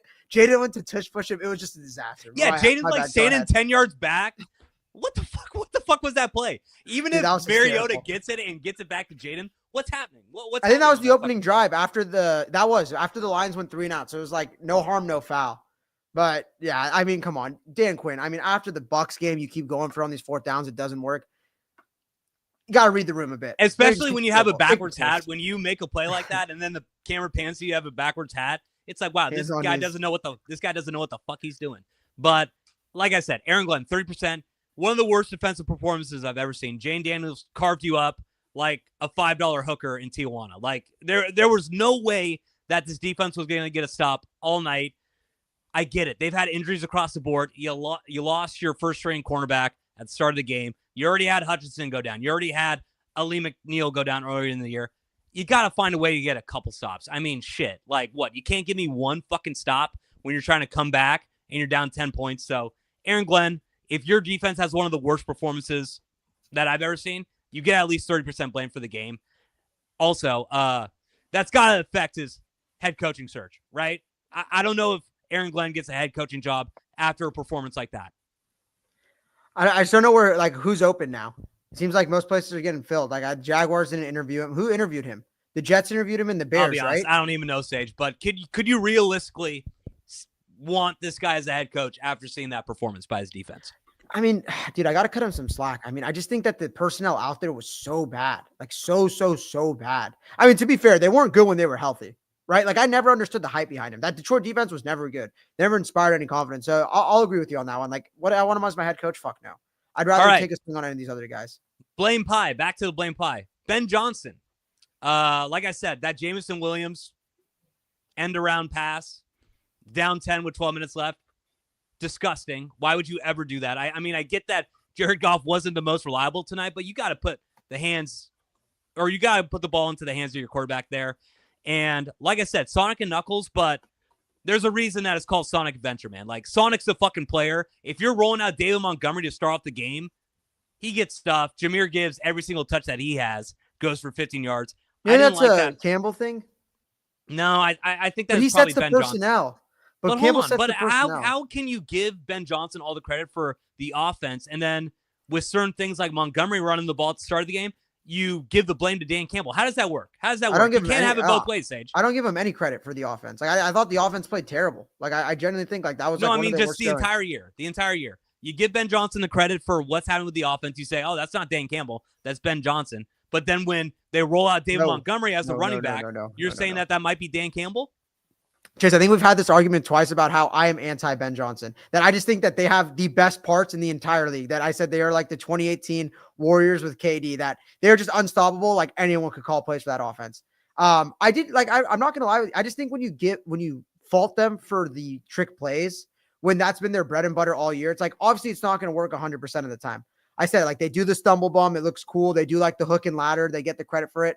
If one goes awry, but I just think it was more on Jameson not throwing it out of bounds. He threw it in double coverage.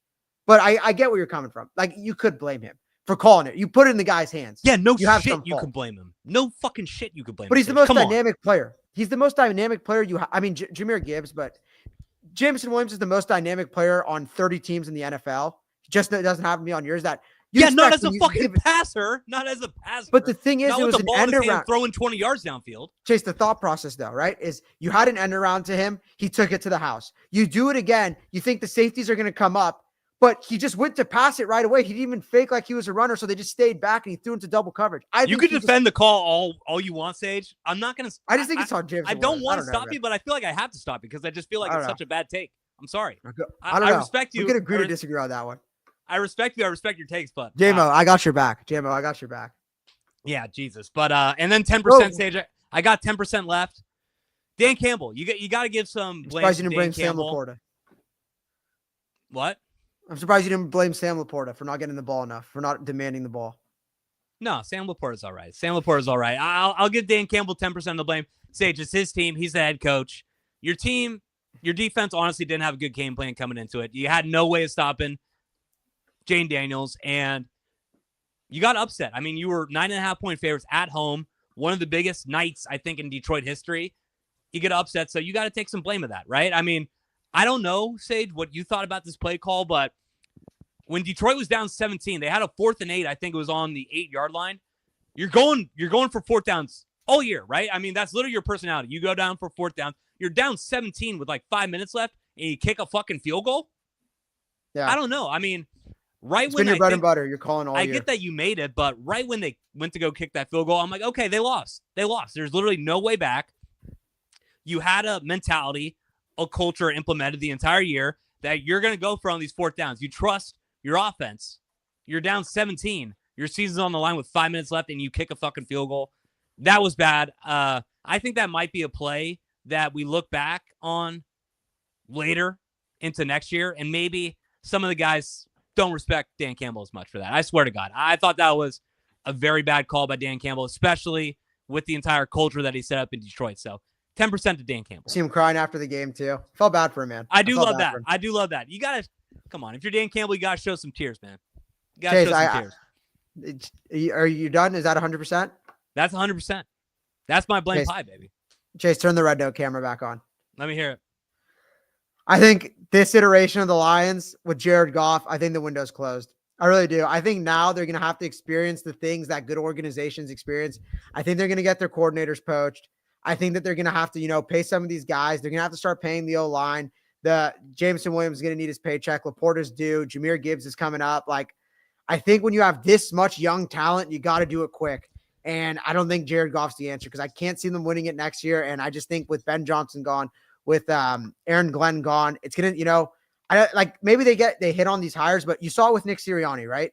His coordinators got poached. It took him a year to get the right guys back, to get back to where they were. You see it with Shanahan. I mean, look at what hiring Nick Sorensen did to that defense. It just destroyed the defense. And when Campbell doesn't call either play or either side of the ball, you got to hit on both.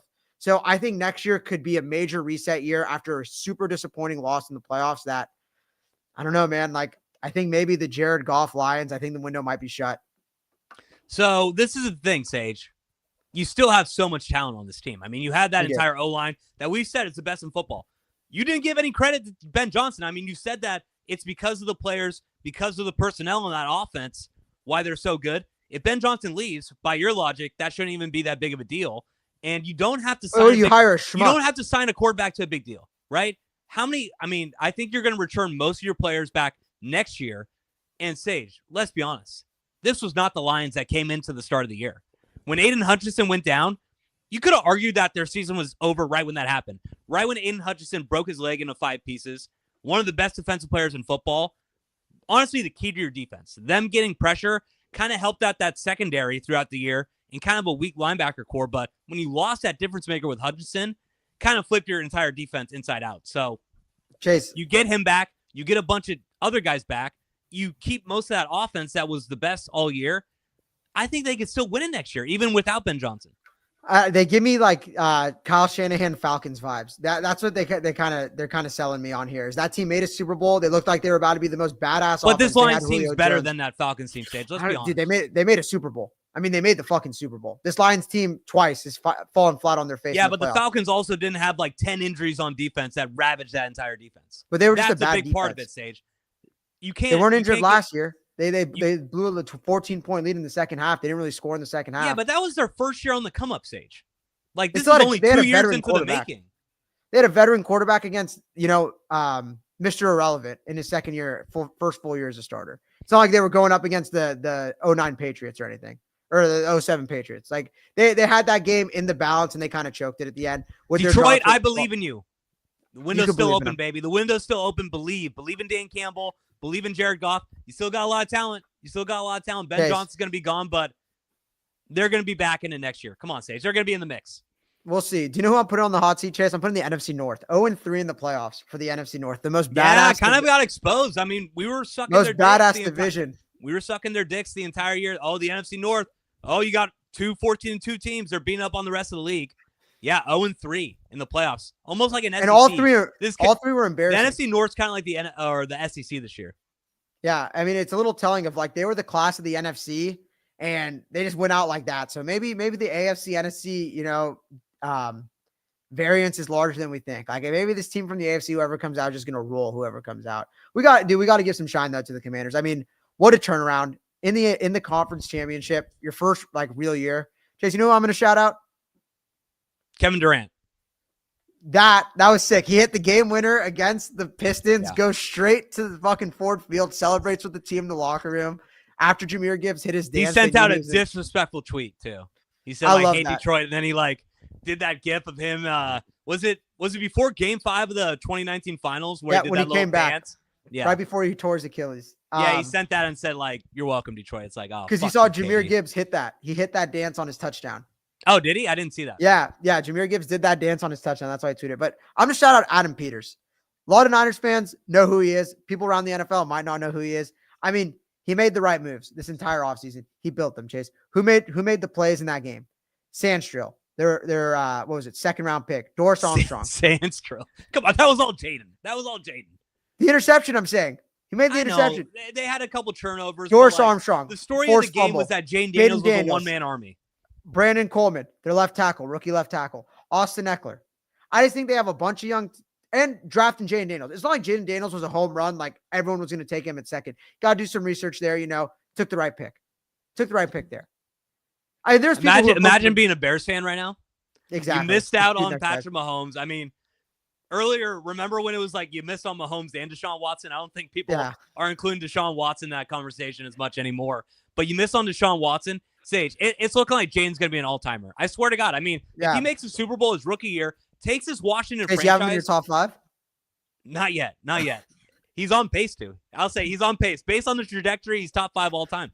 But, yeah, I mean, Sage, this was probably, if you look at it in the NFL, the Dan Snyder regime, other than maybe the Jaguars and the Browns, you would have to say that the Washington franchise was the worst franchise in the entire league. I mean, not only did you suck on the field, but all the scandals that Snyder had with the cheerleaders and the taking photos and giving it to people close to the team, like it was just a complete nightmare. Jaden comes in there, fixes it his first year. So I think he's on pace to become an all-timer. I really do. I mean, he's the best quarterback in the NFC, and I don't even think it's close anymore. I think he's the top dog in the NFC. I mean, you got to put him up there. You got Love in there. Like, who do you got as second? Honestly, I wish we had our boy from the Ringer. What's his name again? Steven Ruiz. I would love to get Steven Ruiz on here and just get an update on the NFC quarterback rankings right now. Probably still say the same bullshit. But yeah, I mean, you got to give credit to Jaden. They're going to be going into Philly to take on the Eagles in the NFC Championship game. They're +4 with Sage. They're a live dog. I genuinely think that this Commanders team, with Jalen Hurts being injured right now, they could win that fucking game and make it to the Super Bowl, which is not something I would have ever said. They beat him. They hung up 36 on their defense last time they played. They had that last-second buzzer beater touchdown to Zacchaeus. So it's a live, man. They got the quarterback and they got the coach advantage, and it's a team they're familiar with. They've seen that defense 3 times. Maybe it's a disadvantage that they've seen it twice. Maybe it's a disadvantage they've seen him twice, but I'm kind of leaning Commanders. Like at this moment, Philly inspires no confidence in me. Jalen's looked awful these past 2 games. I mean, like terrible, like almost to the point where you cannot have a legit passing offense because he's been so bad in the pocket. Now he has probably what's a sprained knee. I mean, Sage, I didn't look up anything after the game, but I don't know if he's even going to be ready to go in 6 days. It was that bad. Yeah, 15 for 20, 128 yards. I mean, did some damage with his legs, but just as a passer, man, just hasn't been there. Every home game he's had in the playoffs, he's thrown for less than 190 yards. It's kind of gross, man. You get in all these home playoff games, you can never put on a show. It's always with your legs. So I don't know what that tells you about your franchise quarterback who you just paid. His extension kicks in this year. So we'll see. That's going to be a good one. I did not, Sage, I'm telling you, if you would have told me before the playoffs that the Commanders would be in the NFC Championship game, I would have slapped you across the mouth. I mean, there's no way in hell that would have happened. They are, man. I mean, somehow Washington got to Chase, they were that game. Yeah. They were that overtime game with the Falcons away from almost blowing their playoff spot. And now they're in the NFC. Like, it's crazy how this shit works out. They deserve it, though, man. It's wild, man. But Jane Daniels, he's starting to get recognition all across the league. I mean, how can you not, man? He's been so good. So they're going to be taking on Philly in the NFC Championship game at the Link next week. But Sage, let's go to the last game of the weekend. I guess you could say the first game of the weekend. But Chiefs-Texans. The Chiefs pulled it out. We knew coming in that the Texans really weren't that much of a live dog against the Chiefs. Chiefs won 23-14. Sage, Patrick Mahomes didn't have the best game, I would say. A lot of people, I mean, I think it was the conversation after the game about these unnecessary roughness plays that were kind of bullshit right away. That they gave to the Chiefs. But no, I'm going to give the Chiefs credit. Their defense played lights out. Really didn't give that Texans offense anything to stand on. And the Chiefs took care of business, man. You got the Arrowhead Invitational coming up on Sunday. The Chiefs did what they had to do. They won, and now they got probably what? Their 8th straight AFC Championship game? Damn near. 7 straight from Mahomes. 7 years as a starter, 7 times he's made the AFC Championship game. The guy you want to put Josh Allen ahead of. The guy who actually gets it done in the regular season and the playoffs. So, I mean, it's what the Chiefs do. They show up in these big moments. When they got to have it, they have it. The defense steps up. The offense steps up. All 3 levels, you know? What happens? Kaimi Fairbairn going to ruin the fucking the 8.5-point spread. What do? They block the field goal. I mean, they're just clutch. They're in all aspects clutch. I love betting on the Chiefs. It was just, boring, typical Chiefs game. I don't think they took the Texans too seriously. They tried some things out. Offense didn't really come to play in that first quarter. I think you could tell they were a little rusty after that month. I mean, that first, what was it? The first kickoff goes down to the 30, and then they get that penalty on, what was his name? Chris Boyd takes his helmet off, shoves his special teams corner. Can we do the Chris Boyd conversation? I mean, talk about a nightmare start to the game. 5 seconds in. First kickoff, I think gets blown up on the block, right? The guy returns at 65 misses his yards. Spot. Totally misses his spot. Is so pissed that he takes his helmet off, gets called for a 15-yard penalty because he took his helmet off on the field, gets even more pissed. His special teams coach, who, let me try to have his name here, special teams coach, Frank Ross, gets all the way up in his face, 2 hands shoves him maybe 5 yards back. Dude, he was so thrown off. He got into it. He was like, what the hell? He just backed off. He's like, this guy's about to kick my ass.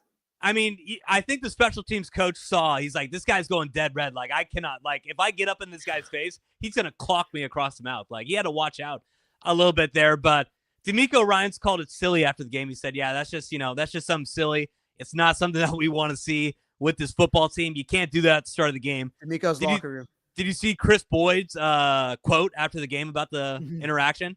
He said he apologized, right? Or what was it? So Chris Boyd said, they asked him, they said, hey, Chris, we get it that you took your helmet off. You got called for a 15-yard penalty, that you were a little bit mad, but why'd you push your coach after that? Like, your coach got mad at you. Why'd you push him? Like, that's not something that you usually see with a special teams player and his coach. He said, I guess I was just too churnt. I was too churnt to start off the game. So that's his excuse, that he was too churnt to start off the game. Good excuse, bro. We've all been just a little too hyped. That's why he shoved his coach. And let's be honest, Sage, this guy will not be on the Houston Texans next year. I don't think he'll be on a Raw. There's no way he's going to be on the Houston Texans next year when September comes. No way. No, him and Devondre Campbell will be first team all couch. Like, there's no way you guys have either of these guys on a roster after what they did. I mean, for the Niners fans, right? It was a little Deebo Samuel-esque, but you go after a coach instead of your long snapper. It's just bad vibes, man. Like, to start the game against the Chiefs, they're already in your head. It's just something where it's like the guy just made a good play. Like the part, like, what the hell happened for you to get that mad? Like, you were too turned. What does that even mean? You were too turned? Like, you just had too much adrenaline that you had to go shove your coach and commit a 15-yard penalty until they put your defense in the worst spot possible. They get out of it. They got Mahomes a little rusty, misses some throws, but I don't know, man. Just like unpolished. You got CJ Stroud giving advice where it's not needed, and crying whenever he wants to. I just think it's not a polished locker room. It's not a locker room that's top tier. So you got guys like that. You got it's a circus show. It's a circus show. You start the game off wrong, and you give the Chiefs a free 3 points to start the game. But this is what I'll say, Sage. I mean, they started the game off a little sloppy on that first play, but it was 3-3, right? It was 3-3. Like you said, Mahomes started off a little bit rusty, and it's a big third down. The Chiefs are on their own side of the field, and we see it. I mean, Will Anderson hits Patrick Mahomes with his helmet in the fucking chest. He does not hit him in the head at all. Yeah, he did. No, come on. Okay. But this is what I'm going to say. He overthrows him. They get a big fourth down stop. I mean, it's 3-3. You go down. You have a chance to take the lead right away in the first quarter at Arrowhead against the Chiefs, and they had that bullshit call. A lot of people say that the Chiefs always get these calls. I don't know about that exactly, but Sage, that call and the call later in the game, those are two back-breaking penalties. The one where he was sliding and they collided? Which one? Yeah, where the Texans players literally collided into each other. They did not hit Patrick. They just hit Patrick Mahomes. Yeah, they just heard the helmet contact and threw it just out of fear that they might upset Mahomes. It's kind of ridiculous. I'll give you that for sure. Kind of ridiculous, Sage. Those were terrible calls. I mean, even Joe Buck and Troy Aikman. Joe Buck was on it, bro. They were like, in no way do I think that's an unnecessary roughness. And the Chiefs went down.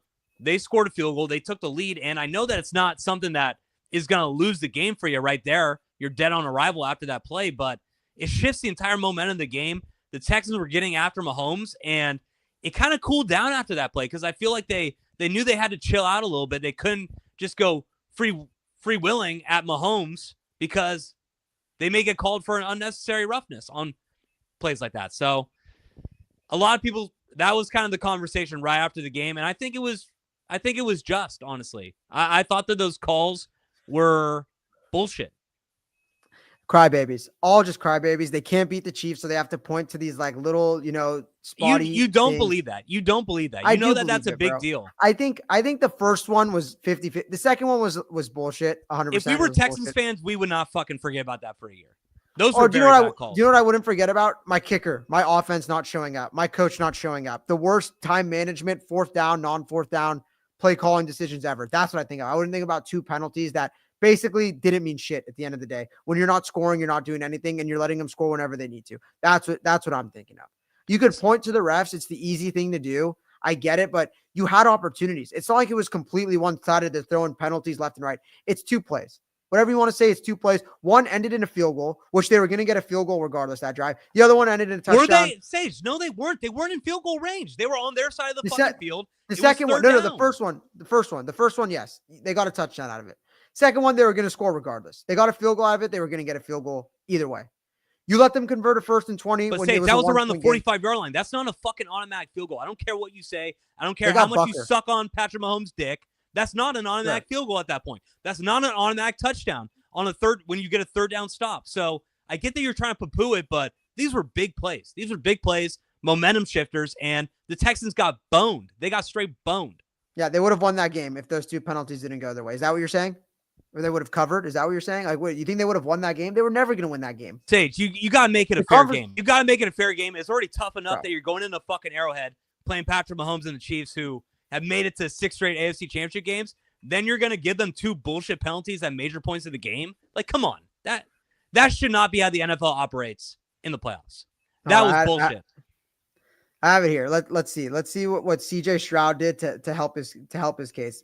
Put up 14 points. Actually, he put up 12 because the Chiefs handed them 2 points with the safety at the end. Was that because of the refs giving the Chiefs offensive penalties? Sage, all I'm saying is I'm not saying that the Texans would have won the fucking game, man. All I'm saying is that this shit can't happen these next 2 rounds. You can't be giving Patrick Mahomes these bullshit penalties. I saw a couple quarterbacks. I think it was Jalen Hurts got cleaned out on a couple plays in that Eagles games. You know that if it was Patrick Mahomes right there, they would have called it. I'm just saying that these calls that Patrick Mahomes has been getting the past couple weeks, that shit's got to stop because that's not the game, man. That's not the game that I want to watch. That's not fucking football where a guy with his helmet hits him in the fucking chest pad and they give him a 15-yard penalty and take away a big third down stop. That's all. That's all I'm saying. Chase, okay. To be fair, though, all the best quarterbacks get the benefit of the doubt when it comes to this. Josh Allen. Not leads like the league. Patrick Mahomes. Come on. You don't see that Josh shit. Allen You has don't the see most that roughing shit. the passer calls in his favor since he's come into the league. Did you know that? Since he's come into the league, he's had the most roughing Sage, the passer. what did you think favor. those were two bad calls? I thought the first one was bad-ish. The second one was terrible. Genuinely, What is bad-ish? What is bad-ish? Like, it's like bang, bang. You can't review it. And it looked like, I get it. He hit his chest. They and then called his head. contact to the head when they didn't hit his fucking head. How is that bad-ish? That is a complete miss. That is a complete fuck up.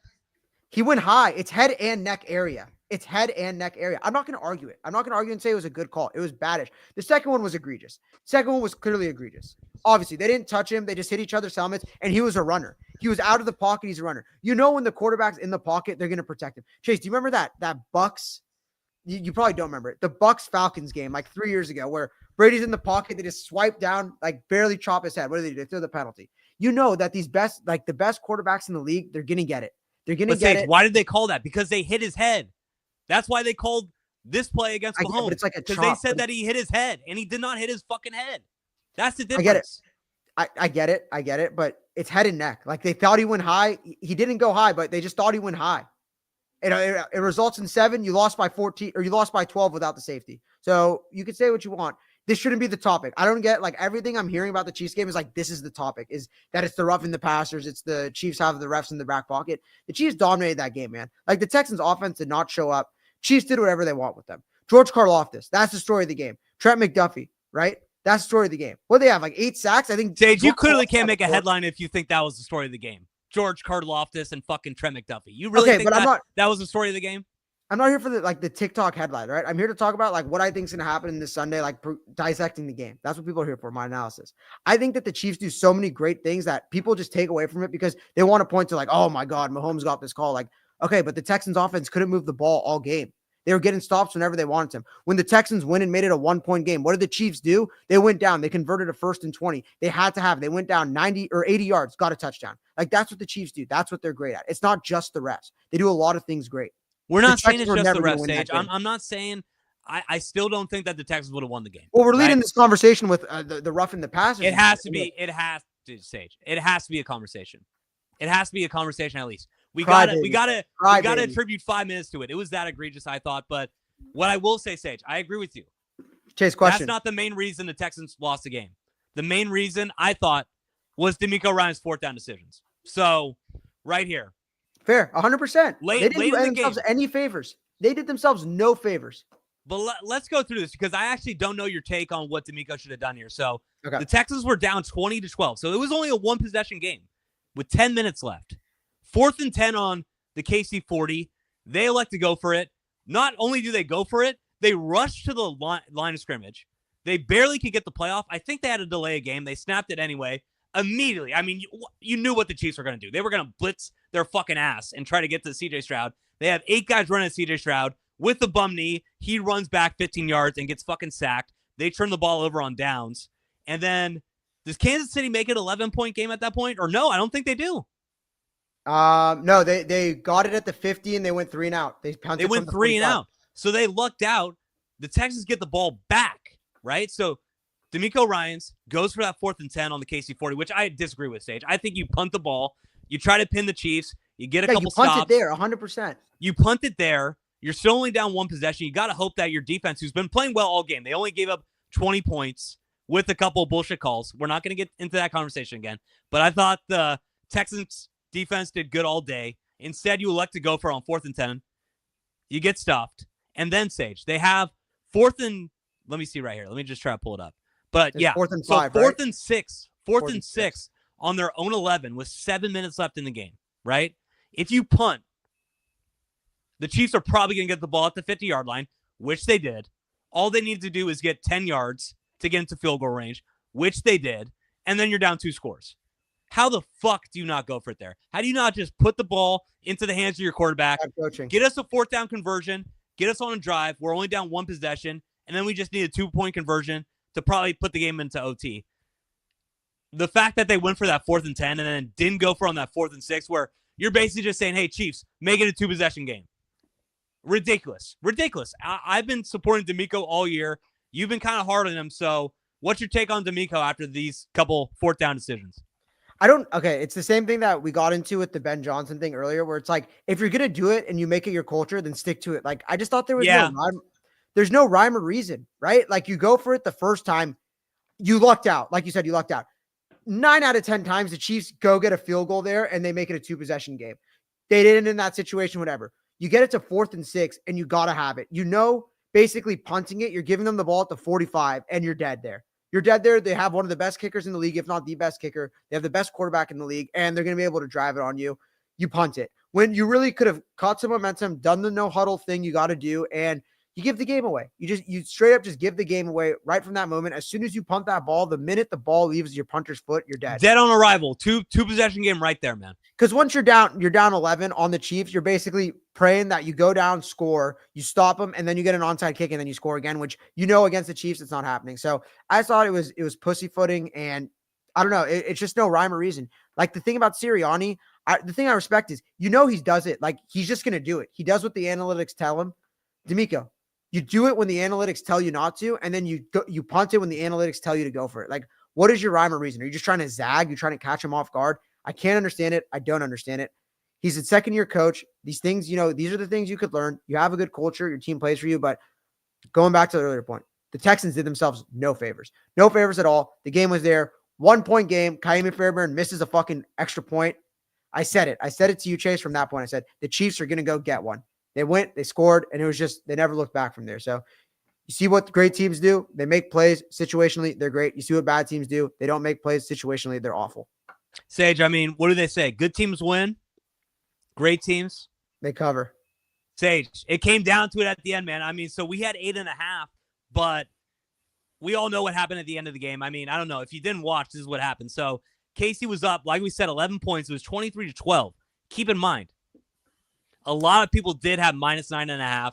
I don't know why they did it, Sage. That seemed like the more favored line, because it closed at 9.5.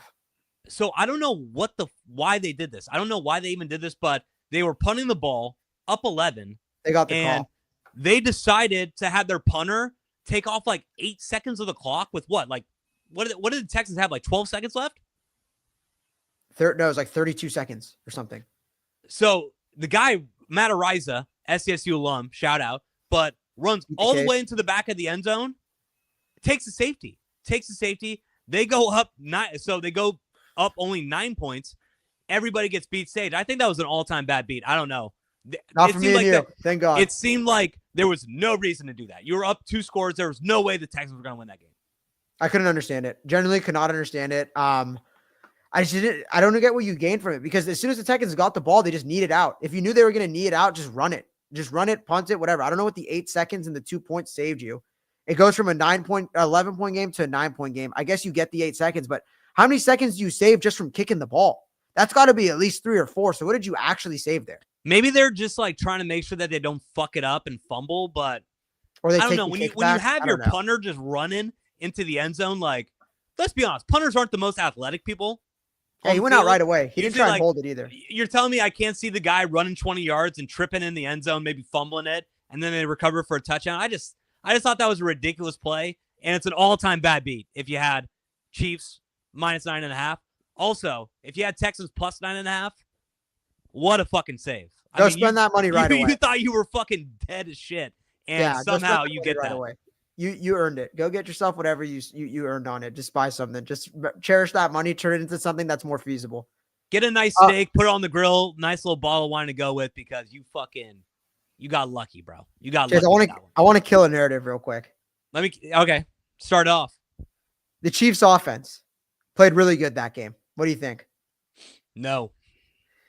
Chase, they had 7 drives that game. Field goal, punt, touchdown, punt, field goal. So they score on 4 of their 6 drives, and then their last drive, they just kneed out and took the safety. They only had 7 drives that entire game. 7. The Lions had 7 in the first half of that Commanders game.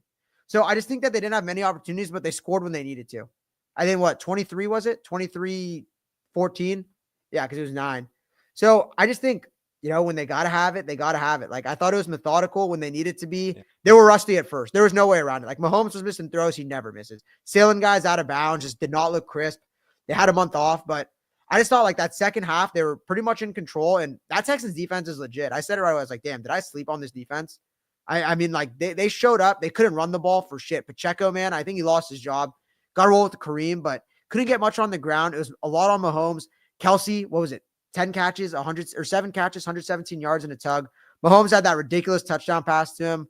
I thought, man, in the clutch moments when they got to have it, that offense showed up. So I thought it was encouraging signs. A lot of people were waving the red flag on that offense, saying like, man, this is why they can't beat like a team like Buffalo. But I was more encouraged than I was discouraged from it. Maybe that's just me. Yeah, Sage, I'll tell you this. I'll lead off with this. Love you like a brother. You're a great guy. I love doing this podcast with you. When you throw out takes like this, it makes my blood boil because they put up 23 points. Keep in mind, on 7 drives. They only had 212 yards the entire game. They only had 212 yards. 7 drives. Okay. 7 drives, 17 drives, 27 drives. I don't give a fuck. They had 212 yards. They went 4 for 11 on third down. The Texans basically gave them field position all the way on, what was it, the 20-yard line to start off the game. Can't even punch it in right there.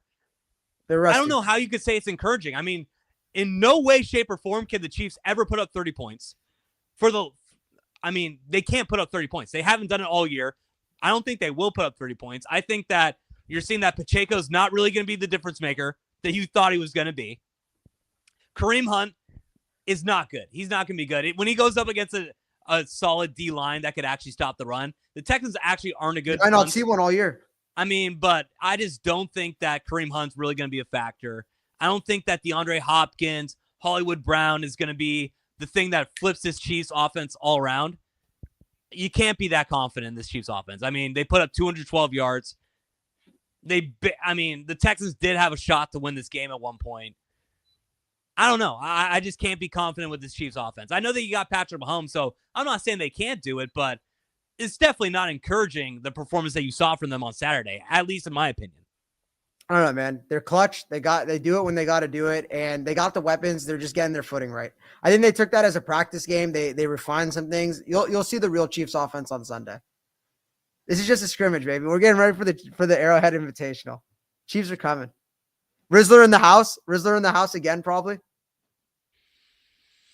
Yeah, I mean, I guess the Rizzlers are going to be in the house. Who do they have? James Droz last year. They're just bringing in like all these guys to like come support Taylor the Swift. Chiefs, man. Caitlin Clark.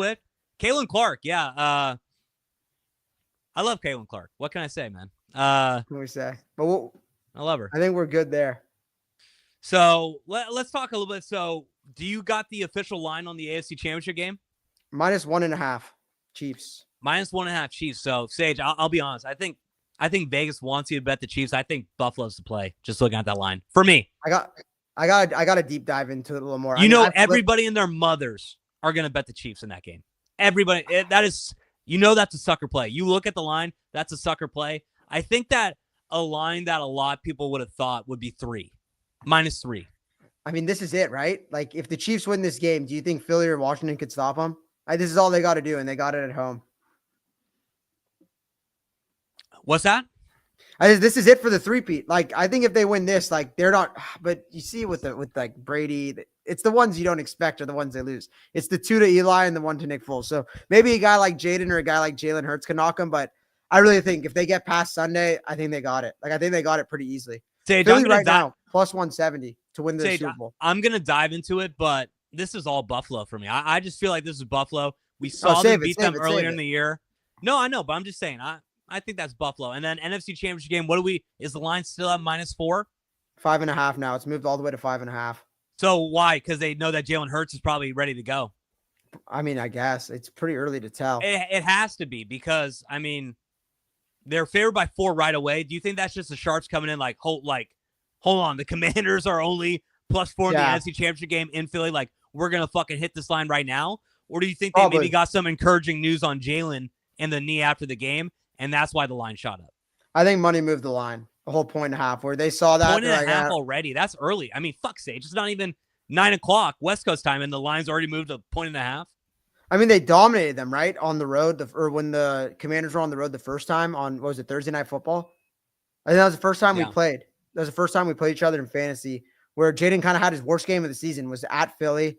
I think they play him tough. The only reason that they kind of made it a game last time was because Jalen got concussed. So I don't know. That's going to be a tough one, but I feel like we'll definitely be split on that Sunday night game. I love that that's the later game. Niners had it last year. They had the later game. Now it's So that's the late better game? KC Buffalo's the late game? I mean, late as in 3:30. Yeah. No, I know what you mean, but that's how it's got to go. You have to have that be the primetime game. I love Jaden Daniels and the Commanders, but you can't have that be the 3:30 game. You can't. No, That's the 100%. 12 o'clock. That's the 12 o'clock game if I've ever seen it. But they switch it off, so we kind of got lucky with that one. We kind of got lucky with that one, Sage. I think that's it, huh? Yeah, I mean, we've almost gone 2 hours here. I feel like we recapped that really well. I know. We've been talking for a while here, but that was divisional week. I thought it was a great weekend of football, Sage. Great weekend. Always the best weekend. We had a couple big line games coming into it. I thought there were going to be some blowouts, but not really any blowouts, man. The only blowout that I could really see was the Commanders who blew out the Lions, and that was a 9.5-point spread for the Lions. So great weekend of football. I think a couple great matchups coming up next Sunday for championship week. When do you think we're going to come to the people, Sager? Probably be back Thursday, Friday. I mean, we got all week. We got until Sunday, till there's a game. So we could, maybe drop an episode or two in the meantime. We might come twice. I think got to get some Niners topics back out there. We're going to come twice, huh? And that's not it. Subscribe, we're on Red Note. Yeah, like and subscribe. Hey, TikTok. I don't know. Is TikTok fully banned right now? TikTok's back. TikTok is all the way back. TikTok's back, but we are on the Chinese Communist Party social media site, Red Note. So if you're on Red Note, if you're one of the people watching right now, you're on Red Note, follow Westbound and Down. We'll have some nice clips for you. Twitter, all that. Follow us, like and subscribe on the video. Sage, do we think that the Niners are going to do anything? Are they going to make a fucking hire before we get back on Thursday? Probably not. They'll probably wait till the season's over. We'll see. I mean, can they interview anybody anymore or no? I think no, it closes during divisional, so all the interviews are done. Okay, so all the interviews are done. What about the Warriors? What do they got coming up? Oh, so they got Celtics tomorrow. Celtics tomorrow with no Draymond. I think it's no Draymond, no Kyle Anderson. Steph's questionable. Celtics -5, I think, is the line. I think that's the play of the century right there. So are they fucked? Are the Warriors just fucked? Yeah, they're pretty much fucked. I mean, they got nothing going on. Kuminga has a sprained ankle. Paul's is hurt. When is trade deadline? Like start of February? Second weekend of February. And then when's All-Star weekend? Tuesday. 4 days after, I think it is. Are we excited at all for Bay Area All-Star game or no way? Like I have no hype coming into it about the NBA All-Star game in San Francisco. I mean, when your team sucks, like the NBA is tough to watch. NBA is kind of only like, it's not like the NFL where you could always watch it no matter what. The NBA, if your team's terrible, it's like a tough watch. It's tough to follow the league. So, I mean, it'll be cool. I'm going to see the tickets. Like, it's going to be cool with everyone in town, but I'm not that hyped for it. I will say, Sage, I went to the 2007 MLB All-Star game, and that was one of the coolest things I've ever fucking been to. Congratulations. I'm just saying, like, the MLB All-Star game was cool. I think the NBA All-Star game just sucks. The dunk contest, that's not going to do anything. We'll probably get Steph in a three-point competition. Maybe him versus Clay and a return to Chase Center. What do you think? I don't know. If he's healthy. We'll see. I don't know why we just got into a conversation about that. But that's going to be it for the episode today, guys. We're going to probably come back to you Thursday to preview some of those championship games that are going to be happening on Sunday. Maybe give you some 49ers and Warriors updates. But that's all for the show today. We'll talk to you guys later.